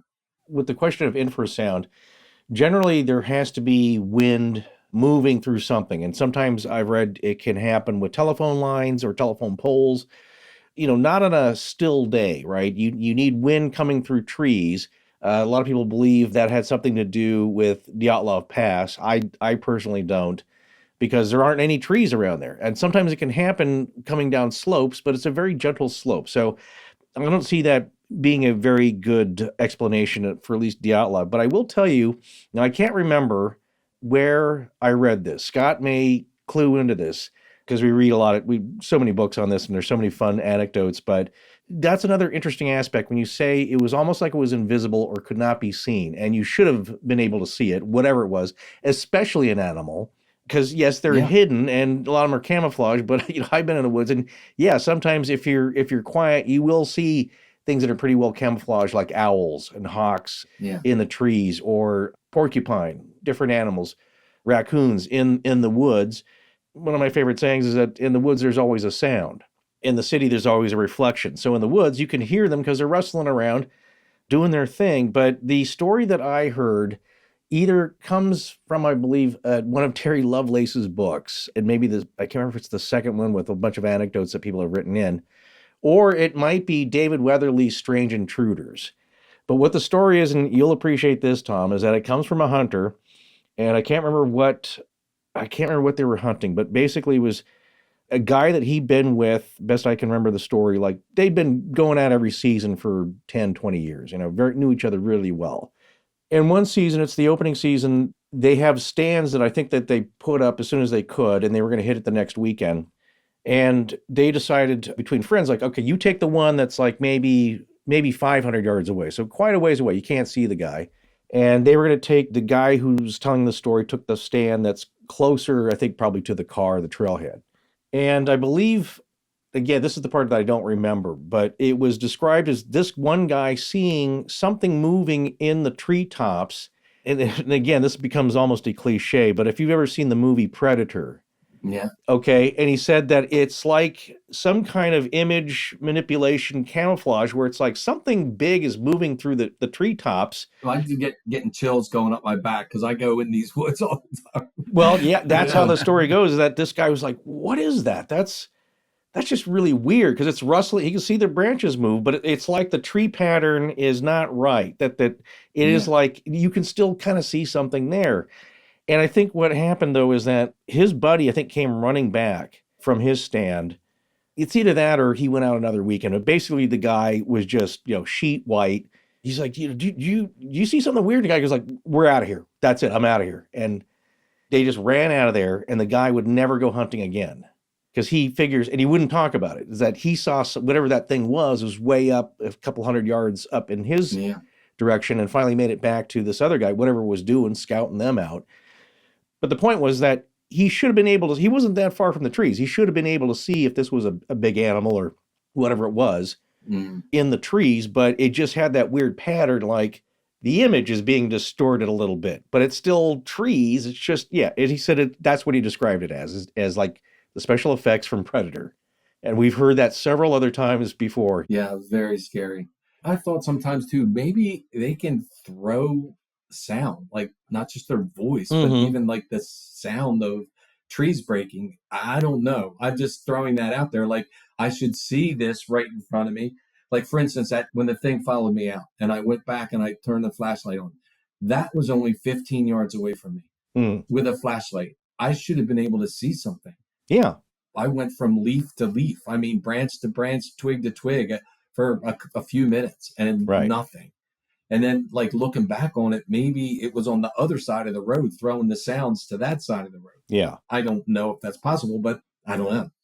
Whatever it is. Well, like a ventriloquist, again, we're talking about this in another story where you have a lot of lung capacity. You're a big animal. It's like if, I don't know if you've ever heard a bear growl in person up close, but it makes an impression on you. Now I've heard one, but it was probably 50 yards away. And yeah, it's loud and booming. And I don't know if it is a Sasquatch that can make and mimic sounds and have fun with you, whatever it is, maybe it can do something that's loud and booming and maybe mimics a tree snapping. Who knows, Or a chainsaw. That chainsaw. So I've heard chainsaws in the woods after all that happened. I immediately recognized that that's a chainsaw. Immediately. That's a chainsaw immediately. And this thing went on, and I had to turn to him and say, "What is that sound?" And he actually just sort of cocked his head and said, "Chainsaw?" And that's when it all started. But neither one of us really, I certainly didn't recognize it as a chainsaw until he said the word. He kind of put it in my head. And then we heard the first tree fall, and then we thought chainsaw, after that. But it was a weird sounding chainsaw. And I've heard chainsaws since. And I said, well, that's a chainsaw. It's far away. It's through the woods, and it sounds like a chainsaw. It's not a weird whiny noise. Maybe it's McCulloch and steel, or steel, but who knows? Right. But yeah. Wow. But you have no fear of going out in the woods and continuing hunting and no. Yeah. No, I do. I don't like going out by myself, but I do go out. I typically have a big thing of bear spray. No, that's good. And usually I have a shotgun with me. I have to admit, not having been scared personally, I want to look inside that shelter. But here's the thing. It's different when you're there. That's what people have to realize. Like, well, I would have done that. It's just a pile of sticks. It's like, you didn't have that feeling. Well, the thing was still in the woods. Whatever it was still in the woods somewhere. Exactly. And I'm not looking at his home. Sorry, I'm not looking inside his house. That's not happening. Every animal's territorial usually, and they will, it's like getting near a badger's den. They'll take on a bear. So you don't want to threaten somebody's domicile or livelihood. You're going to get a bad reaction. But yeah, my curiosity would sit in here in the comfort of my recording space, sure. But like I said, that's always another interesting thing I ask people who experience unusual moments like this, like, what did it feel like? Because that's what's something that Scott and I have not yet really felt, but there are variations of it. Like I said, I was trouncing around in the hills at Bannock, where Sheriff Henry Plummer was doing his dastardly deeds and eventually got hung. And, you don't think about it at the time, but I remember it's very hilly, and there are some 45-degree steps, but there's a recreation of the gallows that's up there about where they thought he got hanged. You can kind of walk around there. And like I said, I'd been well hydrated. I had a bottle of water with me, and then suddenly I got this really bizarre, insatiable thirst. And then I had the feeling, like I said, it wasn't evil or anything. It was just like, I got to get down here or I could die of thirst. It doesn't make any sense, right? I'm only like maybe 300 or 400 yards from Main Street there, and there's people down there. I just felt like I had to get out of I had to walk down immediately. Like, it's time to get out of there. I get that's the same feeling. Like, I thought, no, I'm not looking in this. It was something visceral that just was almost a force field. I couldn't walk to the front of that thing and look in for fear that there might be something in there. Yeah, that's kind of what it was, I think. Yeah. I don't know. Because what if there was? Like, that's that's it. I just couldn't do it. And plus, it's the setup of the horror movie. Your buddy's basically passed out for the moment, right? He was on the step with me. That's he right. He stayed where he was. He was too tired to walk the 50, 60 yards to where this nest was. I wanted to get close enough to get a picture, and I knew I could blow up the picture, basically. But I couldn't get too close to the nest. I just couldn't get that close to it. If you were Carl Kolchak, you would have gone out with an instant I didn't have the beautiful girl waiting for me. Tom, thank you for taking the time to come on. These are some great stories, and we'd love to see that video of that blind. Oh, yeah. If you would send that along. Okay. Yeah, I'll send it. I explained.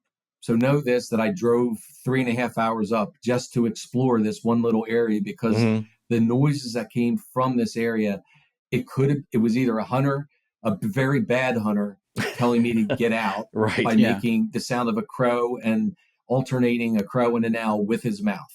Or it sounded so weird that I drove up 3.5 hours a week later and found this one tree laying on the tent. I went back there a year later. It's still there. It's completely scuttled now. It's you couldn't use it. But at the time, all you had to do was take the one log, which was maybe this big around. You could just take it off and you'd have a turkey blind, probably cost $100 or $150. And you'd have a $10 or $20 folding chair. It was brand new. It was red, brand new. In the video, you don't see the folding chair. But whoever set that up came back and probably, I'm making this up because I don't know, but probably saw that something had knocked one tree down this way and tried to knock another tree down this way. The much bigger tree was leaning on top of the blind. They took their chair and left a brand new blind just sitting there. They left the chair. So they left the chair and the blind and never came back. Came back. Whoever it was, they left $150, let's say $100 blind and a $10 chair, turned around and said, nope, I'm never coming back. Wow. And it was all in this same area. Very strange. Yeah. Thank you so much for coming on. Thanks for the picture. Thanks for telling your story. Thanks for getting in touch with us.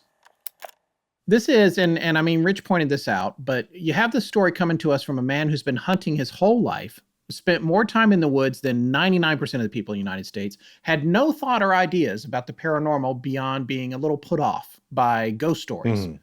And he's coming back and saying, look, something strange is going on here. And he talks about how he had been telling the story for several years before a friend of his said, hey, you should listen to the Patterson-Gimlin series over at Astonishing Legends. And so he went and got into that. And then he started getting this framework that he could apply to this story. But it was after the fact, after he'd been telling it over and over and over and couldn't figure out what it could possibly be, because that's not where his head was going. He wasn't thinking about Bigfoot. He wasn't thinking about Sasquatch. This is different from, say, our first listener tonight, Tara, who came on and she's there and she's open-minded to that idea, and she's with someone else who actually has been part of Bigfoot hunting, and they're both saying, I think this might be a Sasquatch that is out here in the woods or whatever outside this facility, and these are the calls we're hearing. He's saying, I'm seeing all this crazy stuff. I'm seeing these broken trees along a perfectly straight line, and there's no tops to the trees. The tops are gone. Are they markers or something? I'm seeing this nest. I'm encountering something that seems to be pacing me as I'm hiking in the woods, but I can't see it even though it's right there in the daylight or at night. When I look at it, I shine a flashlight. There's no eye shine. And then that nest is like, is that where the treetops went? Now, he didn't even say this, but this was my thought, was whatever these things are, they're snapping these trees off up super high as markers, and then they're also taking them and making a hut out of those because the tops are not near the trees. Right. And then, and I also love the part where it's like, well, did you look in the nest? And you, Forrest, of course, you're like, I would have wanted to look in the nest. But I mean, you rightfully said from the comfort of my studio, it's easy for me to say this. But I'm like, I don't know that I would have wanted to look in there. To clarify, it's that feeling that is indescribable, right? I can't tell you in sufficient words what that's like. You have to feel it. And that's what we always talk about when people say, like, well, little weird things have happened to you. You're like, yeah, but I never felt anything, right? Right. And I didn't feel the fear that he certainly did, or the trepidation, let's say, that looking into that shelter, whatever it was, it seemed to be a purposeful and not a natural just collection of leaves and twigs that just happen to gather in the forest because it's too tall. Just to be clear, we have a picture of that. We have a still photo of this. You can see it. We'll put it on social media after this episode airs. So you can find it on Twitter, Instagram, Facebook, Discord, our Patreon, wherever you find us. But we have a picture of this nest that he saw, just so everybody knows. Right. I just want to impress upon people again who view it that it's hard to tell scale. That structure, that shelter is tall, 8 to 10 feet. So yeah, there's nothing there for scale, like he's not standing by it. I don't think he wanted to stick around and pose with it. But then you wonder, okay, those are sizable then logs, sticks, small trunks of trees that have been fashioned in that way. And it doesn't seem to be just a collection from a whirlwind, or just the wind came down and it was a wind shear kind of thing that snapped the tops off those trees. Where they were snapped is too tall for most humans for leverage, right? And too big around. So maybe it's a logging device, you could say, but you would have noticed all that. So nothing really makes sense about this. But what I love about this story and Tom's point of view is that what he's originally saying is that, look, I don't know what this is.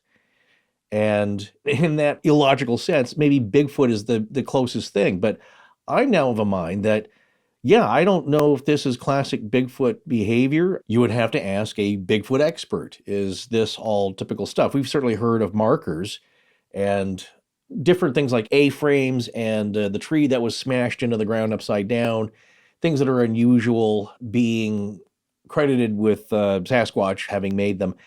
I don't know about that line of trees being snapped off. I've never heard that. But again, I haven't heard everything. So what I'm thinking here is that this is also maybe part of a phenomenon. You know what I'm saying? An unseen, something that maybe is connected to Bigfoot. Maybe it's bigger than Bigfoot. These two stories are very different. This is different because Tom's not saying this is Bigfoot. Right. He's not saying Scott. He's saying that the other things you've heard about that match the circumstances that he experienced, but he never saw that. And my point about this is, if you're not seeing it, we're not seeing it. None of us know what it is, but we do know that there's a giant hut in the middle of nowhere. We do know that he saw, and I believe we can trust him, these trees in this situation. And then there's the deer blind, which we're going to talk about in a second. All of that stuff together, fine, great. It's not Bigfoot. You don't believe in Bigfoot? Fine. What did this? Yeah. What is doing this?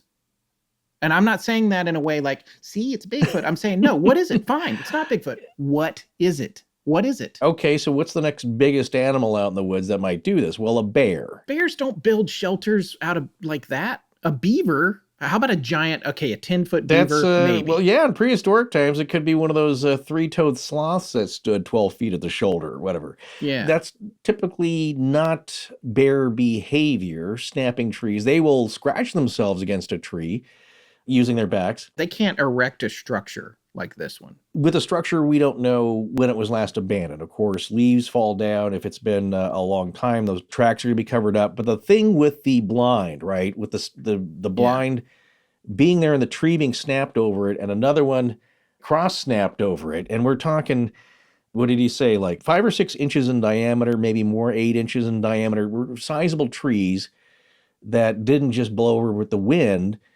And there were no tracks around it. That was a recent event. And these guys are hunters. Yes. They look for tracks. And we have a movie of this, by the way. We have video of this on the web, and we're going to share this on social media too. But so basically what you're looking at is you've got the deer blind, and then one of the trees, which is probably, I'm guessing, 7, 8 inches in diameter, has come down right down the middle of it, collapsing it on its center line, has fallen right onto it.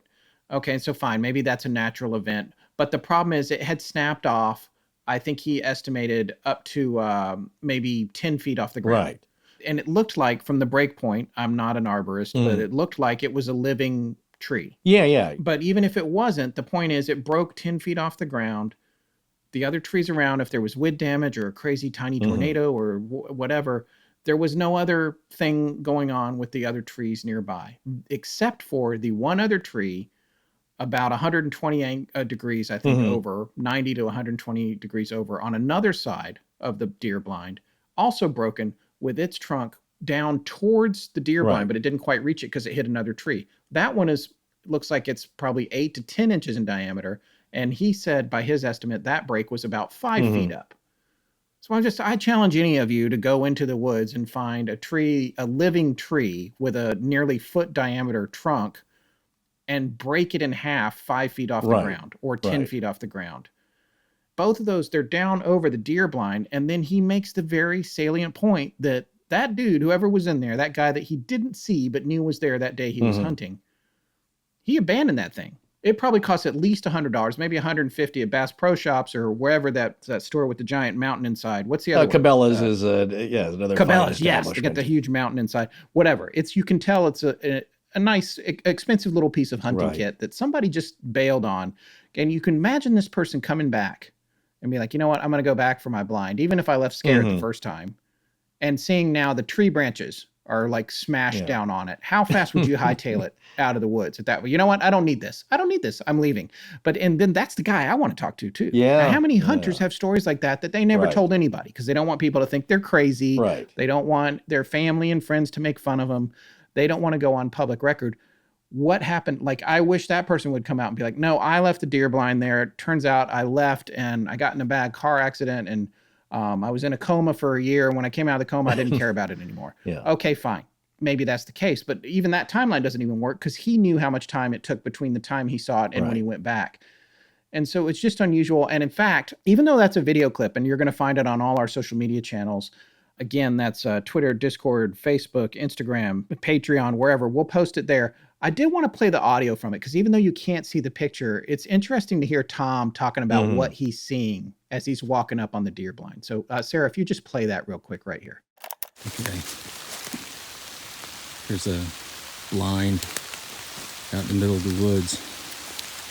Somebody was squatting a turkey hunt, I'm sure. Look, if you can see, a tree fell right through the center of it. See that? Tree on that side. Kind of smashed the blind. It's not too strange, I guess. But look where the tree snapped from. I'd say about 10 feet high. Just snapped right off, right in the middle of that blind. And that's not the final strange thing. On the other side of the tree, look, there's a fresh snap right there. Trying to push that tree. That's probably 5 feet high. Trying to push this big giant tree on top of the blind. Could be normal, but who knows? Pretty strange. So again, the biggest thing about this is you can tell Tom doesn't know what it is. He's not saying what it is. He's just saying this is weird. Maybe that tree just fell over. I don't know. But for him, it seems like the closest explanation are the things that he's hearing other people tell about Bigfoot and Sasquatch. But here's the thing about that. Yeah. What percentage of all Bigfoot and Sasquatch universe stories actually involve seeing the creature as opposed to the evidence, hearing the sounds, hearing the tree knocking, weird things happening? We may all be talking about the same thing and it might not be Bigfoot or Sasquatch at all, but it's something. It is something. You know, that's the part of it. It's like, what is it? Fine. You don't believe in Bigfoot? Great. What is doing this stuff? It is part of a larger phenomenon that I've come to wonder about. I have not done much of any hunting at all myself, but I've grown up around that. I've certainly been out in the woods a lot, and you can come across evidence of a natural animal, be it a bear, which I thought like, okay, that's the next biggest thing, is that a bear runs up a tree and it snaps in half and they get a little jarred. They roll around a bit and then they do it again over this blind, which is essentially a tent, okay, and a lawn chair there. Yeah, a tiny little tent that you sit inside that hides you from the animals you're hunting. And I'm sure that happens a bit. Having gone to Glacier Park a few times, what they tell you with an active grizzly population is that if a grizz is chasing you, you want to climb up a tree that's wide enough in diameter that they don't push it over, because they can do that. They don't snap the tree usually because, again, that takes leverage. What they will do is they'll lean on it, they'll push on it till you fall over in the tree and then they have a snack. And you also don't want to run up a tree big enough in diameter that they come up after you, because they'll do that too. So what's the point in involving the tree at all? Well, no, you want to run up a tree. Or as they say, if you're with a friend, you don't have to outrun the grizzly, you just have to outrun your friend. Yeah, right. They're very powerful, but they don't snap it halfway up 10 feet up the tree. That doesn't make any sense. And also, here's the other thing, there's no tracks around it. That's what I was saying about seeing evidence of other animals, whether it's a deer, bear, whatever it is that you'll see tiny clumps of fur as they barge their way through the brush. You'll see footprints, tracks. You might see scat. All these things are what animals produce when they are tromping around in the woods.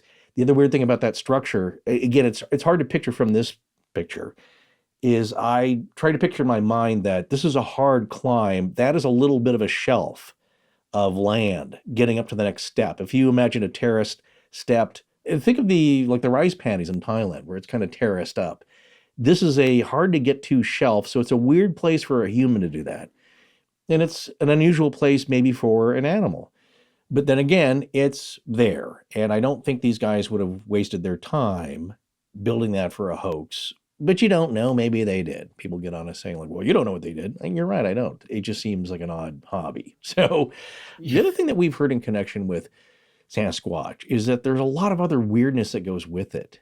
Them disappearing, a single track in a freshly laid snow, or a single track in the mud, which is like, where's the other footprint? Did some goofy guy wearing those big wooden footprints take a huge leap 20 feet into the middle of a muddy field and then just magically leapt like Spring Heel Jack into the brush just to do just to play a trick on people out in the middle of nowhere? Well, I don't know, maybe. Sounds unlikely to me. Well, folks, we had a lot of fun with this show. We would like to once again thank Terra Greenleaf, Professor Dominic Boyer, and Tom Delaney for reaching out to us, as well as everybody else who sent us amazing stories. Don't worry, we're not done with those. We just can only feature 3 in tonight's episode. And again, we would like to thank our very good friend Richard Haddam for showing up on relatively short notice to participate in tonight's show. Rich, thank you so much. And just remember, folks, there's a lot more going out in this world than we might be able to understand. If something like this happens to you, let us know about it.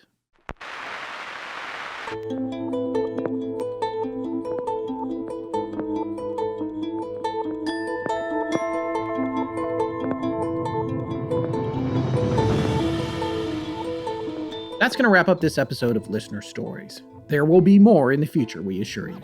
We'll be back in 2 weeks with a new episode. Join us at Patreon to hear the astonishing junk drawer in the meantime. Please remember to support our sponsors. They help keep the show free and the lights on in Blanket Fortiana. Hi, I'm Jill Canfield, and I give permission. Hi, I'm Brandon Adams, and I give permission. Hi, I'm Robin, and I give permission. My name is spelled DON. FIELDS. Astonishing Legends is edited by Sarah Voorhees Wendell at VW Sound and co-produced by Tess Feifel, who is also head of research and the social media manager. Special thanks to our announcer, John Boland.